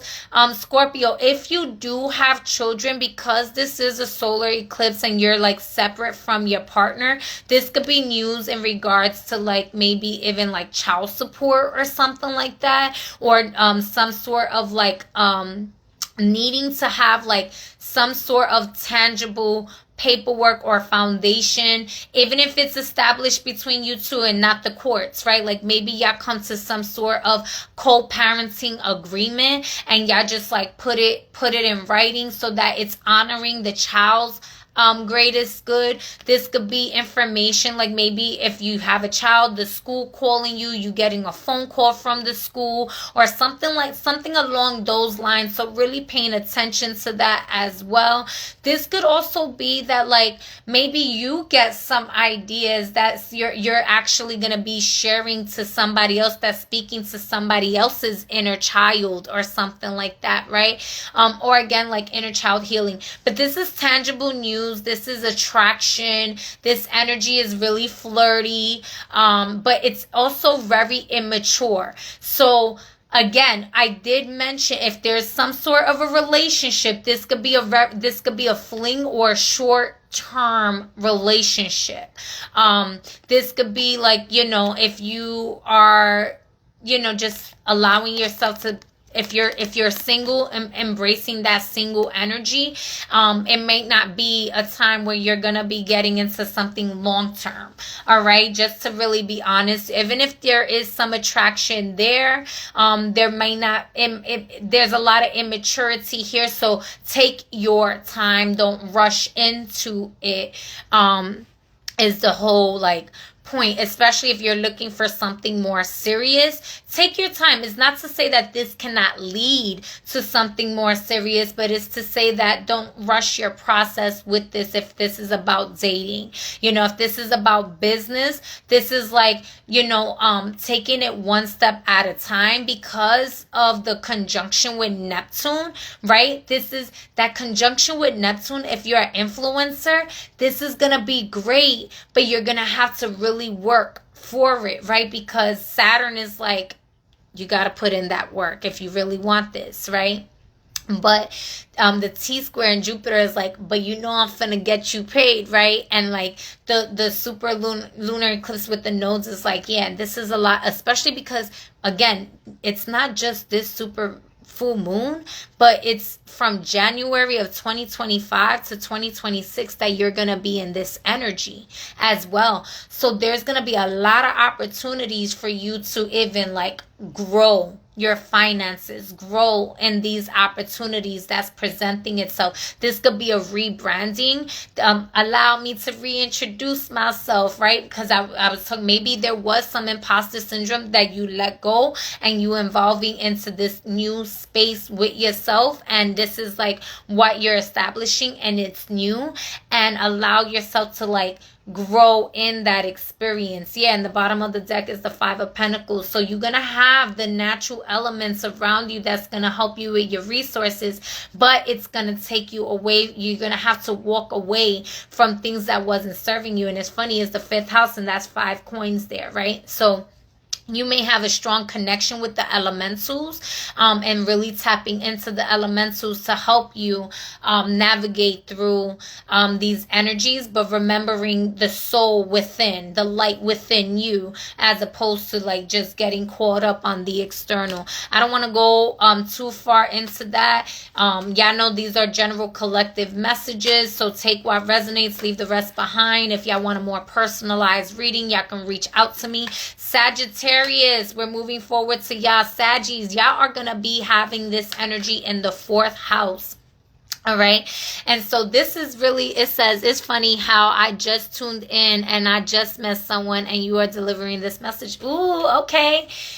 Whew, Sagittarius in the 4th house. So the 4th house is the house of the mother. There could be some like mother wounds that's coming up, right? Especially because like Pisces, let's just face it, that energy in Pisces is like, you know, the traumas in there, the self-sabotage, the poisons, right? And all of that. But this is your medicine also, right? This is like your addictions. But the 4th house is the house of the home. And so, Saggies, y'all might be wanting to redecorate right now. Y'all might, maybe changing the color scene. We are getting into a new season. Also, we're coming into the autumn equinox as well. So, y'all might be, preparing the house at this time. Some of y'all might be buying a house. Some of y'all might be leaving a house, moving during this time, moving locations, even from like one state to another, or just like, changing your location. And again, sun, moon, rising, and the moon sign is more internal. So this could be your internal home, right? Home is where the heart is and stuff like that. But there could have been like, maybe you've been thinking about what is home to me. Where would I make a home base? Maybe you enjoy traveling, being a nomad or being a free spirit, whatever the case may be, but you want some sort of like home base, right? Or maybe you don't and you're just like, home is where the heart is, right? But this is about your mother energy, the maternal energy, right? Even if it's connecting with divine mother energy, this is also connecting with with the 4th house, and when establishing things with the home and like a little bit more introverted in that space, I would say, with the T-square to Jupiter, I definitely can see this being like a change of like location. Saturn being in the mix, maybe you were feeling a little bit stuck. Maybe you were feeling like it's not possible. Maybe, there was some things with like your finances or certain things like that you're like, can I really move? I'm not really sure. Maybe there was a lot of like pessimistic thoughts, or like just you really putting up boundaries within yourself. And like this moon is really breaking down those boundaries, is dissolving it for you to kind of allow yourself to expand your horizons when it comes down to your home base or your environment here. I'm really gonna say too, this could be like maybe working from home. Fuck, are you kidding me? It's putting me on a timeline. All right, so I'm gonna finish up with Saggy. I'm gonna come back and then we're gonna do Capricorn, Aquarius, Pisces, and the closing card, y'all. So I'm trying to do this fast. I gotta go. I'm gonna be right back. This is crazy. Y'all, this is part 3.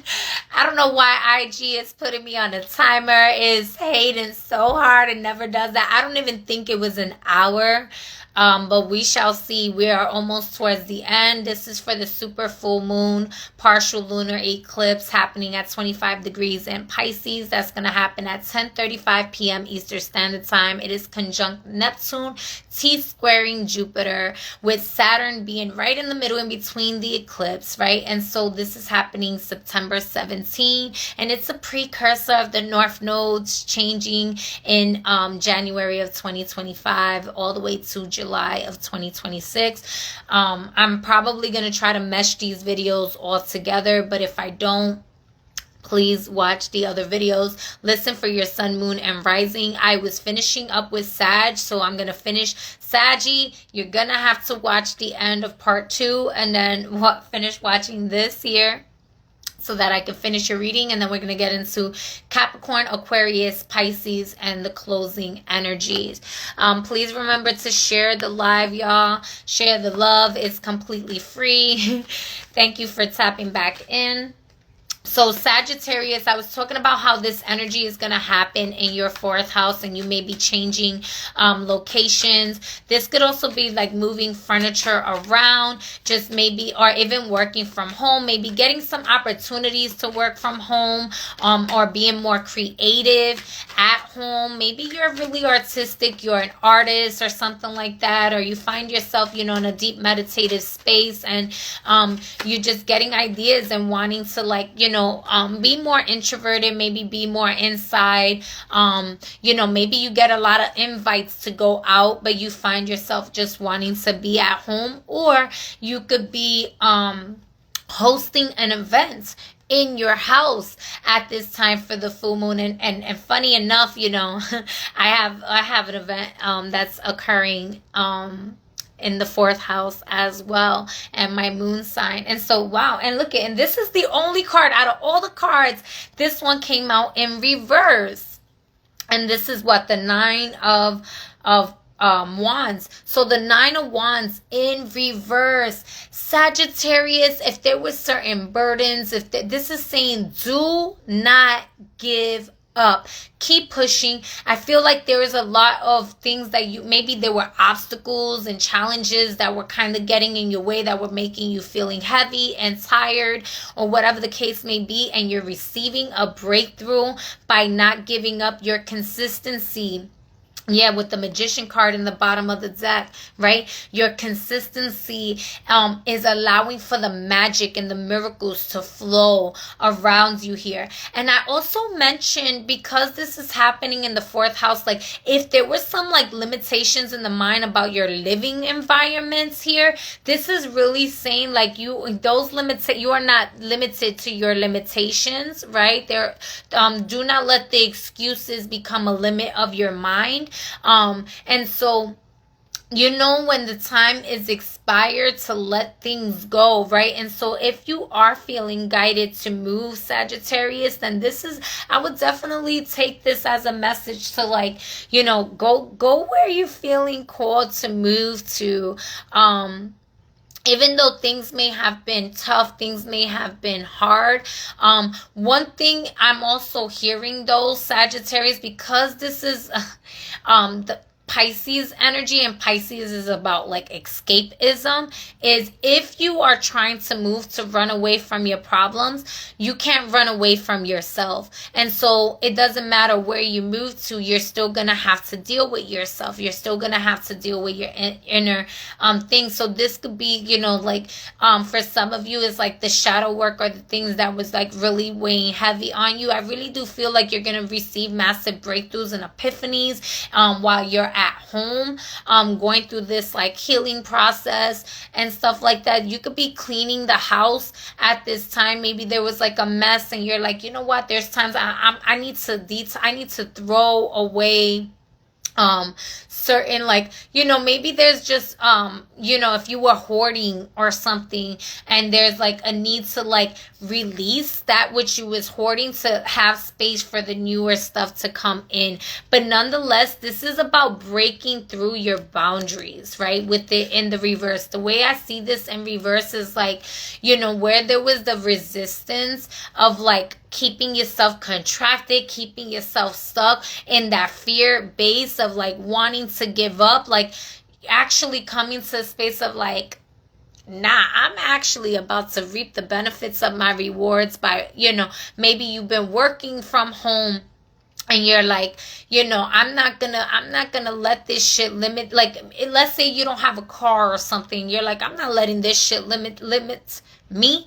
I'm gonna do what I gotta do. And you're gonna push yourself in the space of like more creativity and having more faith and trust in yourself.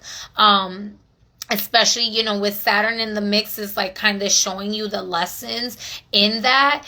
But with the T squared to Jupiter, it's like the more optimistic side of like enjoying, being grateful for your house, being grateful for your home, being grateful for your connection with your mother. Maybe there was some hard news. Maybe there has been like some tough challenges between you and a mother and a mother figure, or your mother directly, or something like that. And There's like some there could be like forgiveness. There could be like a need to kind of like some reconciliation or something like that. That's like, even if it's in the heart space, even if it's an internal thing, right? But this is like some healing energy in regards to that, and some breakthroughs, like aha, epiphany moments that is really gonna happen while you're at home more than when you're outside. And so even if you get invited out or something like that, it could also be that if you're getting invited out, maybe be aware of the environment, and it might be like like if everything is happening for you not to go, that could be divine intervention to keeping you safe and protected from that space. Great. And my phone is about to die, so I need to make sure I put it on the charger. So Sagittarius, that is your energy. And like I said, it's very interesting that y'all were the first card. Y'all were the only ones that got damn, is my thing further away? Where did I put that at? Yeah, bear with me, y'all. Y'all were the only ones that got a card in reverse. All right, I'm gonna just try to see if it stays up this way, because I have, oh, it's on the other side of the room, but it's okay. I just want to keep on going. All right, y'all, we are moving forward to Capricorn. Capricorn, this energy is happening at your third house. All right, the third house is the house of, it's the gypsy. It's the house of education, childhood education, the education system itself. This is the house of your aunts, uncles, siblings, right? And so you could be getting some news and pertaining to your siblings. You could get some news pertaining to an aunt, an uncle, of something like that. This could be perhaps that you know, there's something with you know, going, maybe learning something. This is education, right? This is learning, this is teaching, right? Maybe you work in the school. Maybe you've been thinking about going back to school. This could also be maybe like you learned something and now you're gonna this is also your neighborhood, right? So like your neighbors. So this could be that perhaps like your neighbors might be playing a big part into your environment during the time of this full moon lunar eclipse here as well. With like opportunities, maybe you're gonna be co-collaborating with some neighbors, or even just being around in a space where like this is destiny, this is, you know, fated events that's meant to happen in your environment. So really paying attention to the details of that. If you find yourself connecting with your neighbors, like these are fated connections. This could also be like hard lessons or just activations that's going to be happening in the community, and paying attention to that. This could also be like bringing healing. So like, you know, for those of you Capricorn who do healing work, y'all may be doing some grid work and like you know, doing a prayer or sending some energy out to your community. This could also be like maybe, you know, attending some sort of like community board or something like that. Maybe just receiving a phone call from a neighbor, calling a neighbor. Again, this could be even with like your siblings. Whatever the case may be, this energy is really it's really gonna show like interconnectedness with like fantasy or spirituality. You could be a spiritual, like maybe there's a neighbor that comes and has either you could spiritually activate a neighbor, or a neighbor spiritually activates you. But what I'm really seeing is like, because there's a conjunction happening here, is like y'all both spiritually activate each other. The same could be with like a sibling, right? This could be like some sort of experience or opportunity presents itself to activate between siblings and even aunts and uncles and stuff like that. You could have some sort of spiritual karmic lessons that's connected to like your siblings or an aunt and an uncle that's going to be playing a major role at this time. So really paying attention to those details as well. All right, this could be that like if you were thinking of right. All right, y'all. That wasn't even an hour and they completely cut me off. I was in the middle of doing Capricorn for this super full moon partial lunar eclipse in the sign of Pisces. And that wasn't even an hour. So if you are not already subscribed to my YouTube channel, I'm going to highly suggest that you subscribe to my YouTube channel, because I'm probably just going to be going live there to do the readings from now on. I'm not going to be getting cut off in the middle of doing these readings. That's not what we about to do. They're not about to start messing with my platform, my channel right now. So let's get back into it. Capricorn, I was just closing out your energies, you know, with saying, you know, y'all really finding yourselves in a new position here, where it's really going to be establishing a foundation that is going to be leading you forward. It's allowing you to take a leap of faith in your environment, right? And allowing yourself to walk into new journeys and trust that you have what it takes to lead even your peers, to lead the people around you. You might even find yourself working with children at this time, or creating some sort of like I think I said that, like some sort of like spiritual container or something like that around this time with like your community, to help them guide you. This container, like you being grounded in your position and your power, is gonna help lead people into a newer paradigm, or creating a paradigm shift, or even helping open their roads or their path, and simultaneously this is opening the roads and the path for you to transition into a newer space where you're sitting in the seat of your throne, walking in your truth and your path. And they're also, those that are walking with you are taking that leap of faith, and it's actually going to be serving into a mastery of self here, into a more stabilizing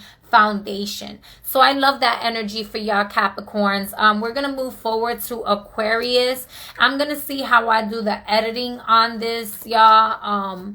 So you know, YouTube, please bear with me when y'all see these videos and how it is. For those of y'all who like are good at editing and like, hit me up. I am looking for somebody to like help me with like the time stampings and stuff like that. I'm definitely open to like, you know, exchanging, bartering, whatever. I definitely need to like do better with the editing and the timing. So let's get into it. Aquarius, this energy is happening in the second house for you, which is your values. It's your love, it's your values, it's you know, how you make money, right? It's your foundation in that space, right? It's also you know, like your image, your look, right? And so y'all might be going through like, you know, certain changes as to like how you look. There could also be like you needing to like work a little bit harder. Maybe you got a new career, a new job. It may not be a career, but this could be like maybe you got a new job and you're gonna be working a little bit more, or you're gonna be really like fantasizing or thinking about what you want to build in regards to your foundation. You might actually have a whole shift and change of perspective when it comes down to what it is that you value. Maybe things that you once valued before, you actually see like it's no longer of value to you anymore. Or it could even be, I'm sorry, that's way too many cards. It could even be, I'll take the first one. It could even be, you know, that you find yourself wanting to like save more money, or you know, so that you can put yourself in a position where it's more in alignment with what it is that you want to be doing. It could also be money opportunities presenting itself to you. So again, these money opportunities isn't like just people just like paying you. It is something that like you're gonna have to work through. But this could be like something that is like talking to, it's like a love language to what it is that you value for yourself in your life here. This could be maybe you change your hair, you change you know, whether it's dyeing your hair, cutting your hair, doing something different, or like even clothes. I also mentioned like earlier, like allow me to reintroduce myself. Like this could be a big shift, a change when it comes down to like your image and whatnot. But this is more like,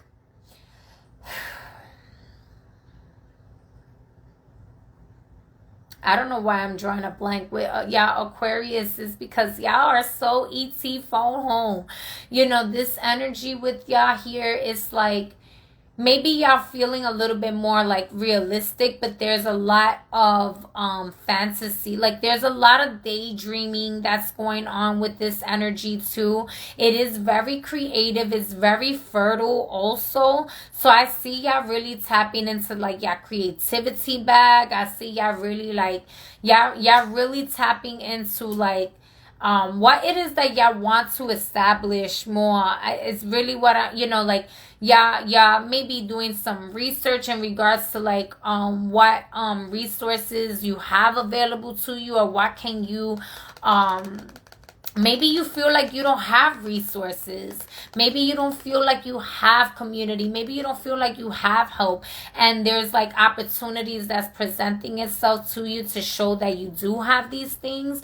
Or just giving you a breakthrough where there was like, you know, maybe it was a little bit hard for you in those areas and you received some sort of breakthrough when it comes down to that.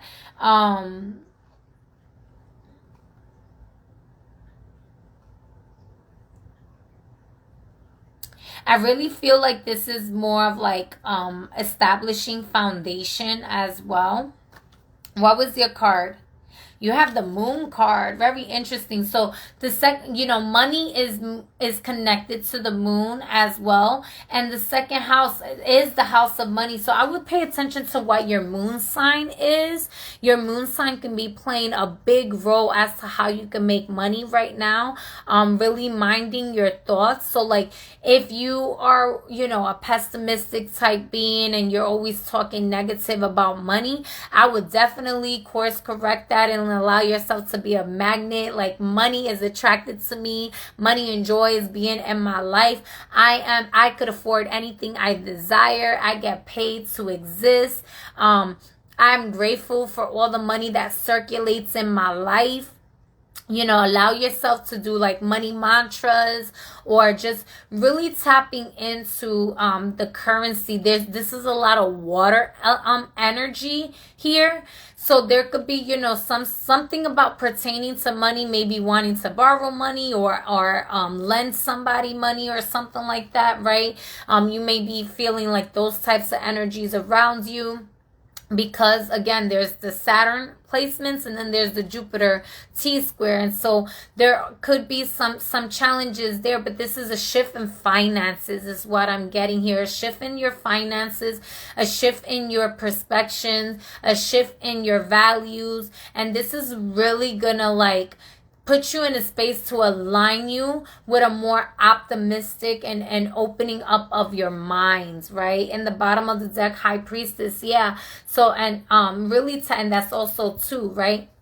So really tapping into allowing yourself to attract the opportunities to you, right? Like really allow yourself to rather than chasing, allow yourself to attract and just put in the legwork, put in the energy, really follow your intuition and your guidance when it comes down to money opportunities. I wouldn't necessarily, this could be a warning for like maybe like money schemes or, you know, like I would say like, excuse me, I would say if you maybe changing your password to certain things, if it's connected to like your bank account, or just really minding what it is that you have, what you have, like avoiding schemes or scams. You know, maybe don't click on certain link. Like if you know you didn't sign up for something and a link is being sent to you or something like that, because again, with the Pisces energy, there could be like certain illusions. I would be mindful of certain risk taking when it, like, no gambling, right? This might be great for making a great investment that you know is going to pay off, and this can bring you a money opportunity. But if it's something that is more like gambling and it's like, you know, an impulsive risk, I would really be mindful about that. But this, being that it's in the second house, this shows that, you know, to the moon, right? Like they say, like all the way up to the moon and back, and bringing that energy here. So this could be a great opportunity for you to make investments at this time. That's going to be very fortunate for you, in alignment with your values here. And I would really consider that if you haven't already established some sort of investments, in whether it's you know, in a CD or, you know, in stocks or something that's like in alignment with your values.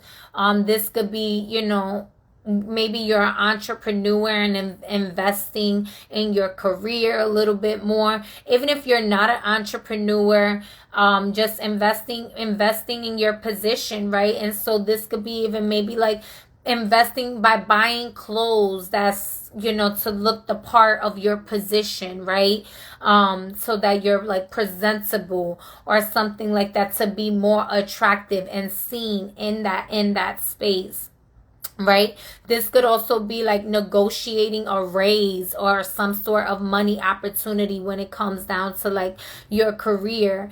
This could be again doing some research as to like what foundations and or loans, right? This could be to get an approval for a loan here. This could be like, you know, I really feel a lot of positive energies happening with this. So definitely, you know, this could be a breakthrough in regards to like your finances here.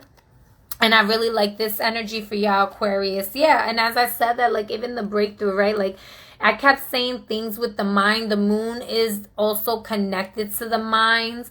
And you see how like all that the white flowers and the brain is like broken through. It's like, don't let the past hold you back. Your past experiences, you know, may have played a role, but there's a lot, your intuition is putting you into a space of like really letting go of the past and not letting it hinder you anymore when it comes down to moving forward. Maybe you left one job and you're moving forward to another. Maybe, you know, what was serving, like I said, there could have been old things that like old values that you were attached to that you see is like, that's no longer valuable to you. That's no longer meaningful to you in that way. You're no longer attached to that same version of yourself or those opportunities or those experiences. And you're now investing in yourself in a way that's like in alignment with your new values, in alignment with like your new thought processes and stuff like that. So I really like this perspective shift here. It's almost like, you know, you just coming to the realization that like, you know, that the thoughts that you suppressed, the emotions that you suppressed, that you kept in the back of your mind, you know, there was a lot of creativity behind it, but there may have been a lot of pain, a lot of trauma, a lot of like thing that was really keeping you from really tapping into what it is that you really tapping into you and what's valuable to you, as opposed to what has been valuable to other people. Okay, Aquarius, so I hope that helps you in any way. Take what resonates, leave the rest behind. We're gonna get into Pisces. Pisces, this energy is happening in the first house for you, and that's the body, right? That is your identity. So we talking about allow me to reintroduce myself. Who, Pisces, just like Virgo, you pay attention to the details of this day. This energy is a major catalyst for you for how, you know, 2025 and 2026 is going to look like for you. There's going to be a lot of like, maybe you just felt like you just went through the dark night of the soul, this is major transformation for you. This is a new identity. This is a new body. Maybe you're detoxing your body. Maybe you just came out of a detox. This could be, you know, really be mindful of even body injuries or just like over straining yourself. You might be a little bit tired at this time as well, so really allow yourself to get rest, like balance work and action, right? So it could be like maybe going to the gym to keep your body active and moving and flowing and growing, right? But then this could also be like resting and recovering and just allowing yourself to really doing that, like a detox, you know, doing I keep saying doing a detox, and maybe that's for somebody, right? But like for some of you, it's just listen to your body, what your body is saying right now. Your body is going to go through major changes. Your body is going to be more communicative with you at this time. And so y'all are like the subconscious. Y'all are the deep waters. Y'all are very psychic. Y'all are very intuitive. So listen to what your body is telling you. Maybe you're going to want to change what it is that you've been eating. Maybe, and you know what, Aquarius, I'm sorry, Aquarius, the second house is also like diet, what it is that you consume and what you eat. So y'all also may be like going through like wanting to change your diet a little bit or something like that. But Pisces, like your body, your body may be more sensitive to certain foods at this time.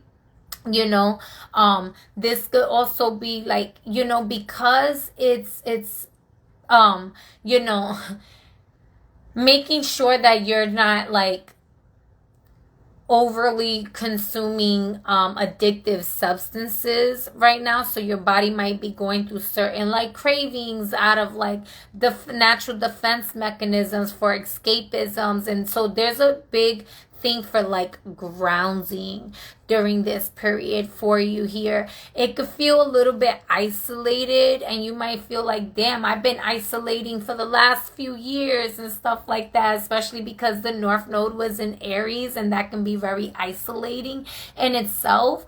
And so there could be, it's just, this is more about initiating a new you. This is initiating you. This is connecting. I would say look at your rising sign. If this is your sun sign, that, you know, like your rising sign is also going to be playing a big part into what it is that you are transforming into. So definitely listen for that. If this is your rising sign, then you are truly going through a major, for some of you, this might feel like an identity crisis, right? Y'all might be feeling like y'all going through a midlife crisis, and it's like, no, you're just, you know, you're going through a spiritual awakening. You are going through massive changes that's going to require you to honor the shedding of the old skin into your new body, into your new phase of life. You are truly coming into like a phoenix rising energy. But right now you're still, it's like you're becoming water. Be like water. You are morphing, you're shifting, you're changing.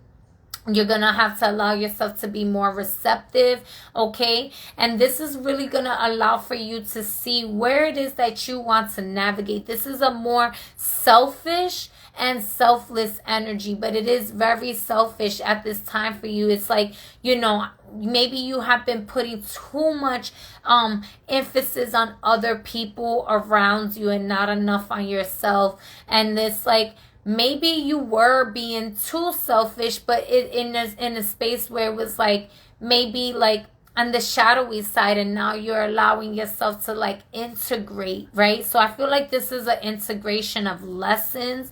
I feel like this is you know, balancing your light and shadow body. I really feel like this is just a new beginning overall. Like, you really have the way of paving it. You're going to be paving.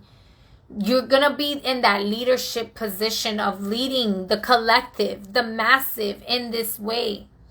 And so, how you tap into this energy is really important. If you're artistic, I would definitely utilize your artistry in a creative manner to pursue your vision, pursue your goals in that way, because it's going to play a major role in 2025 and 2026.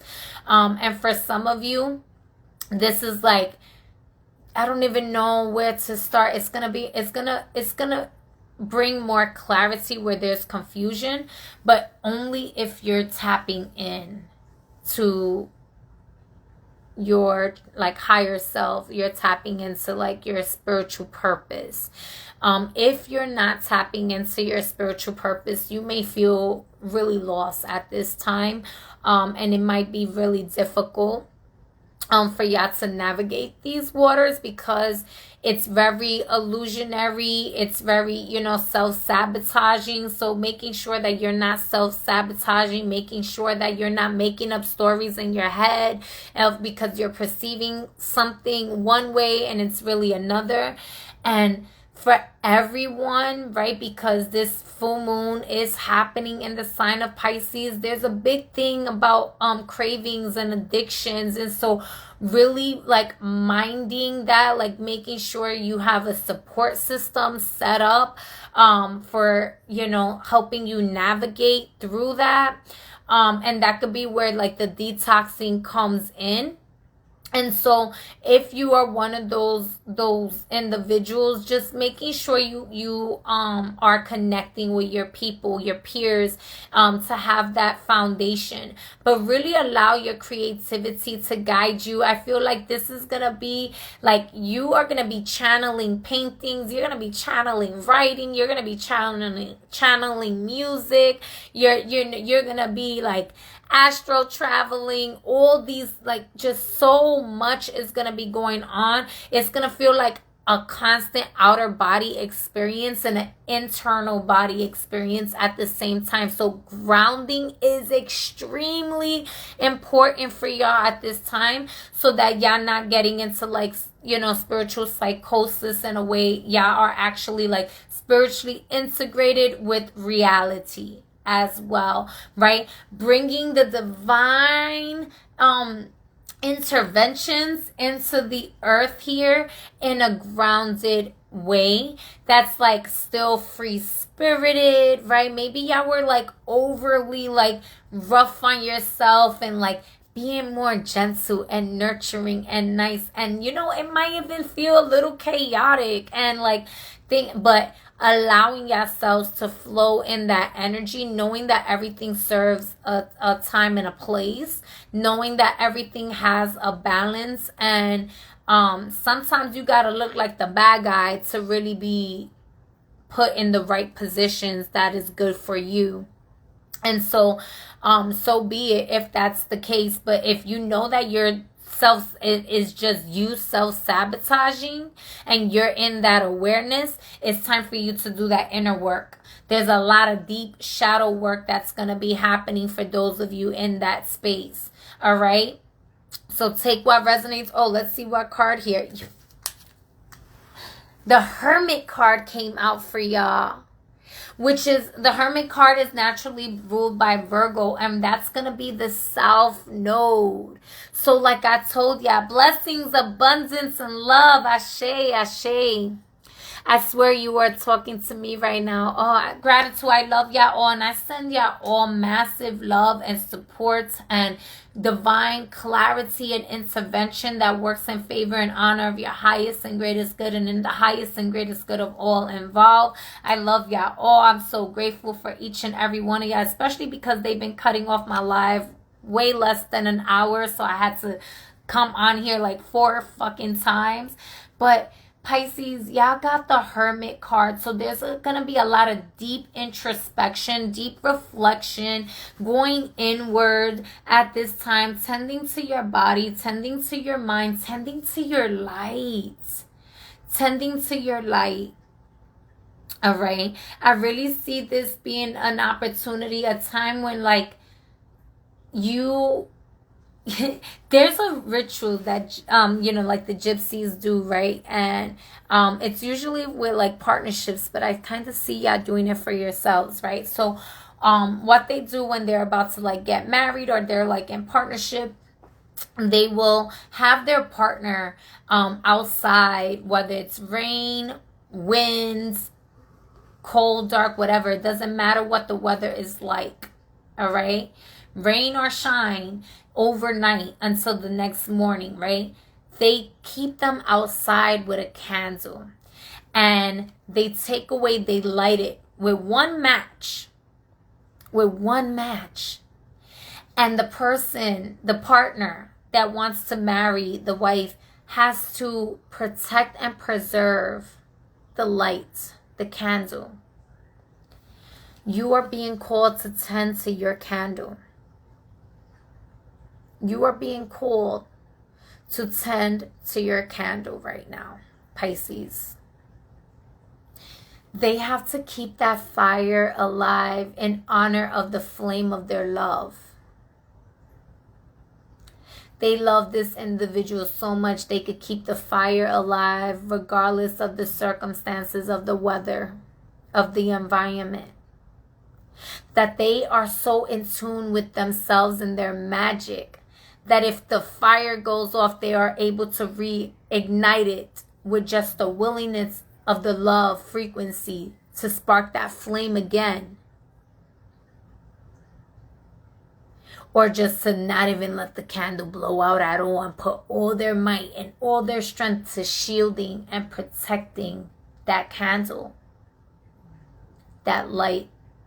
There's going to be a lot of revelations to hidden enemies. There's going to be a lot of revelations to those that maybe you thought were going to move forward with you, that's not going to move forward, and you coming into new connections with new people. It's a brand new fucking beginning, but you are being called to tend to your light. There's going to be a lot of awakenings happening for you, a lot of ideas sparking, a lot of downloads, it's beautiful. You're going to see your beauty again, and maybe it feels ugly and harsh at first or something. But I see you being the light. You are the light, and what you're seeking is fire, is passion, is excitement, is illumination, is clarity. But you are the light. Even in the darkest of places, you are the light. And maybe you feel very dark. Maybe you feel very dense. Maybe you feel like, oh, am I going through this again? It's an opportunity for you to tend to your light. It's an opportunity for you to see your magic. It's an opportunity for you to go into deep reflection. I would even advise y'all to do tantrika, which is like fire gazing, right? So tapping into like lighting a candle and just staring at the candle, you know, and so you can't you know, stare anymore. You blink, you close your eyes, and you envision the fire within, and you just go through that journey.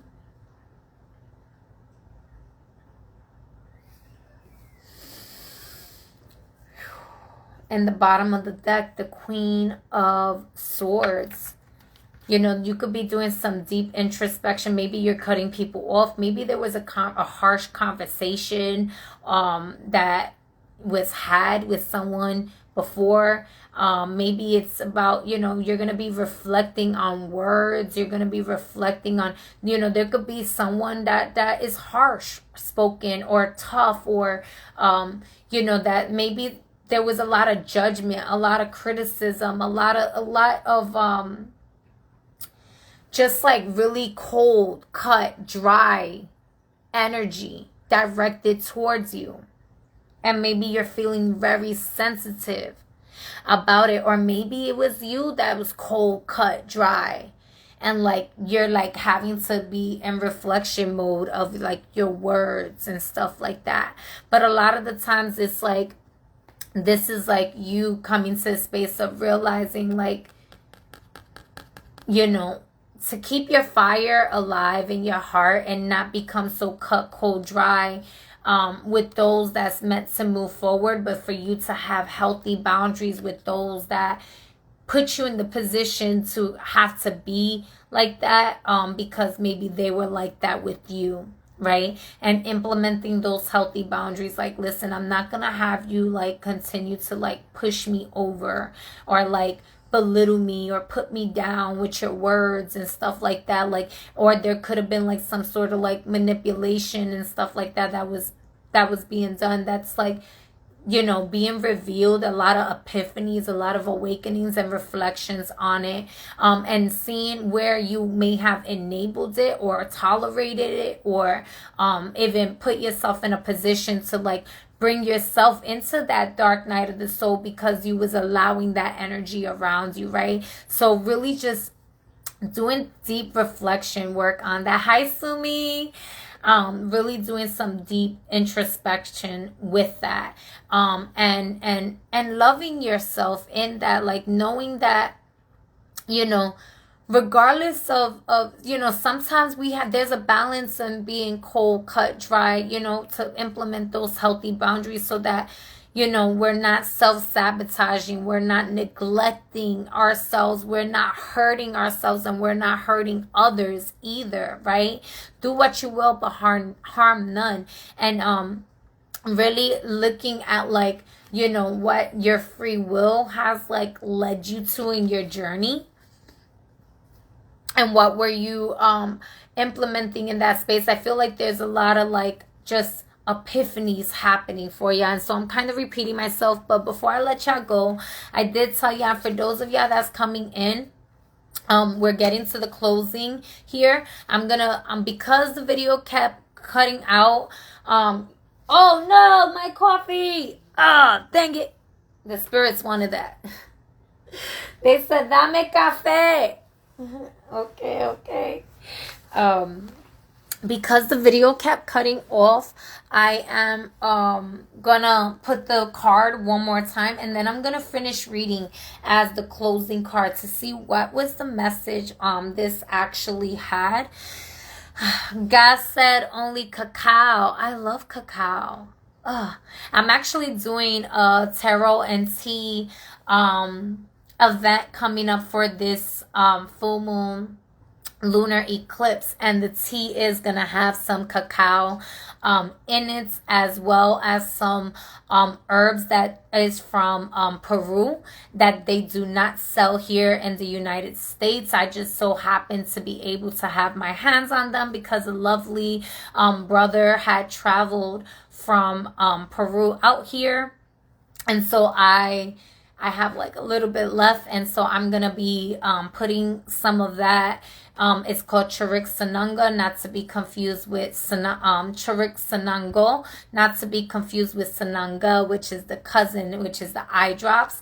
And so there's gonna be like some hape going on. There's gonna be the tea, and then there's gonna be some tarot. And yeah, I always infuse my cacao with 528 hertz frequency, so it's gonna be really like heart opening for the anahata, right? Because I'm an embodiment of love. Love loves to make love to love. Hiya, Steven. Love loves to make love to love. And so I'm gonna put, you know, I'm gonna have my singing bowls, I'm gonna put my incense on, and I'm gonna do the prayers into the tea. And so for those of y'all that's coming, I really look forward to y'all. The tea is a kind of bitter tea, you know, it is a bit of a bitter tea, but it's so heart opening and warming and very healing, you know, and it's just filled with so much love, because I really love to see people being in love. I love seeing people being in the spaces that is really bringing them to their good health, good wealth, good fortune, abundance, prosperity. You know, like, I'm just so grateful for how life treats me that I just want to continue to see people in that space of gratitude for how life is treating them as well, you know. and just really open up to that like love frequency, because it does bring you that like solid foundations with yourself and with your peers and your friends. And you know, my friendship, my circles, I'm so grateful for the people that I have in my life, because I've had them in my life for a while, like a decade plus, you know.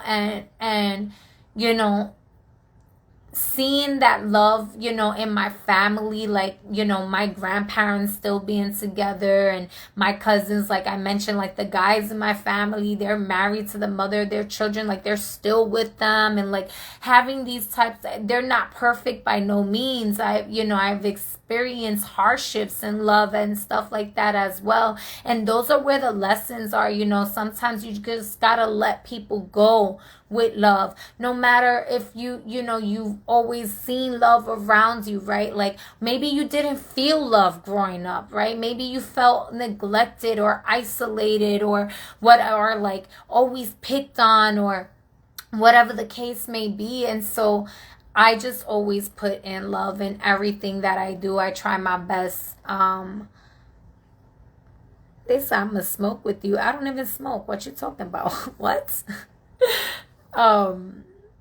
You can smoke though. You can take a pull for all of us in good health, good wealth, good fortune. But I'm not adding people on live right now. I'm actually gonna end this and then come back and we could all vibe out, because I went on a rant there and that's not what I was trying to do. So anyways, there was a lot of love frequency that's being circulated into the collective. So those of you who come, let me just love on y'all. And I love y'all for letting me love on y'all. Like, thank you for like accepting and receiving love and sharing the love too, because I'm excited. Like, I'm super excited. First of all, I love tea and I love working with mapacho. Mapacho is such a sacred, divine grandfather spirit, you know, tobacco spirit of the earth, one of the oldest herbs that we worked with, that our ancestors worked with, you know. So yeah, our souls is love, you know. So just really grateful to be able to be a catalyst, to host that, right? To be exactly who I am as a divine medicine for all of you, right? Or poison for those of you that are allergic to me. I don't know, you know, it is what it is.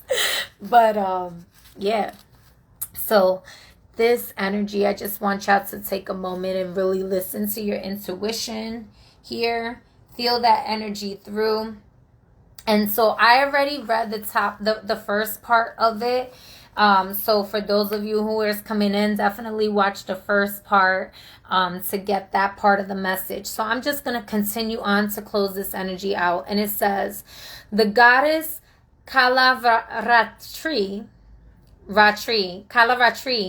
appeared when a warrior violated the rules of law and violently assaulted enemy troops resting under cover of night. She appeared in terrible form, making sounds that expressed her horror at the suffering taking place. This is the weeping and wailing Black Madonna. No matter how people try to cover up what is happening, glossing over things with cleverly manipulative words, she is the truth, witnessed and laid bare. For those who have been coerced to deny their intuition and authentic experience, Kalavatri breaks through the quote-unquote crazy making and brings us into the truth of what is happening. She brings the relief of truth even when it is difficult. Give me one moment, gotta turn the page. Even when it is difficult to bear. She breaks open toxic systems and reveals deceptive behaviors in unmasking the terror of what has happened or what is still happening. We become able to disconnect from sources of abuse so we can begin to heal the trauma. That which is not acknowledged can never heal, but it is doomed to be repeated. The acknowledgement of Kalaratri is not an intellectual understanding, but a bone-deep agony of release. It is like pulling the thorn out of the lion's paw. It hurts, but it is the way that leads to healing, rather than the hurts that would come from trying to ignore the thorn and dealing with increasingly negative consequences. The name Kalaratri literally translates as Black Night. A night that is sacred and honored with celebration in the Hindu tradition. It is an emanation of the goddess Kali herself. In the sense, Kali is our dark night of the soul. In Hindu scriptures, Kalaratri is known as the dark night of final dissolution, the formal and absolute ending of something that no longer needs to be. She signifies that there is no going back. She is the spiritual solvent into which we, as we have known ourselves and experienced our agonies, can dissolve. Our spiritual path to go through a dark night of Kalaratri is considered a protective and enveloping experience. Here, we can be held in a psychic container that allows us to dispense with all we have been working through or are holding on to. It is where we try to figure it out and just let it all go. Similar to what happens during sleep. During the spiritual sleep of Kalaratri, we drop the ego and intellect and allow for the divine reorganizing and healing power of the sacred feminine to work its restorative magic. Energies are processing and cleared now. From her as the cosmic womb, we can be recreated, reborn. The oracle brings a message of total change, of a need to let go of what has been so the new form can be established. You will not know what the new form is going to look like, just as you do not know what you will dream of before you go to sleep, nor in what state you will awaken the following morning. As you enter into the spiritual sleep, you cannot know all that will happen. Yet, this is Kali, so we can trust. Sleep only comes when we let go. So too, this deep and restorative spiritual surrender can only happen when we are willing to let go of our attachment to what has been. This form of the goddess is said to ward off dark entities, ghosts, or spirits and negative energies as they all flee upon her arrival. The sanctuary of nights and all it entails, such as coming face to face with our fears and through that releasing them, is a temple for healing with the goddess. So the many gifts of Kalaratri include increased fearlessness and freedom. The goddess guides you to trust in her protection and her promise that under her guiding hand, you shall become all you are destined to be. Then there's an invocation ritual for those of you who would like to say the following prayer. Okay, and the prayer says, Ja Ma Kali, dark mother of the black night, cosmic womb of Kaliratri, I honor you. The divine dissolution, the ending necessary to yield the promised fulfillment. My trust in you is unconditional. I openly acknowledge my suffering and give voice to the agonies I have experienced with the intention only to release all of it to you. Bless me with the courage of your honesty to attain complete release. What I have known is less than a drop of the oceanic divine nature that you are awakening within me. I cross the threshold into your healing darkness of unknowing. Here I rest for as long as needed, gently and lovingly dissolving into your being until I am ready to be birthed anew. May all beings feel your love and know your beautiful liberation. Ja Ma Kali. And then it says, rest now, perhaps in a darkened room or with a lightweight covered resting comfortably over your eyes to reduce the light. Be in the space of not knowing for a while. Know that it is okay. Know that it is part of the journey. Give yourself permission to return to this space as often as you need. There will be a time when you no longer need it.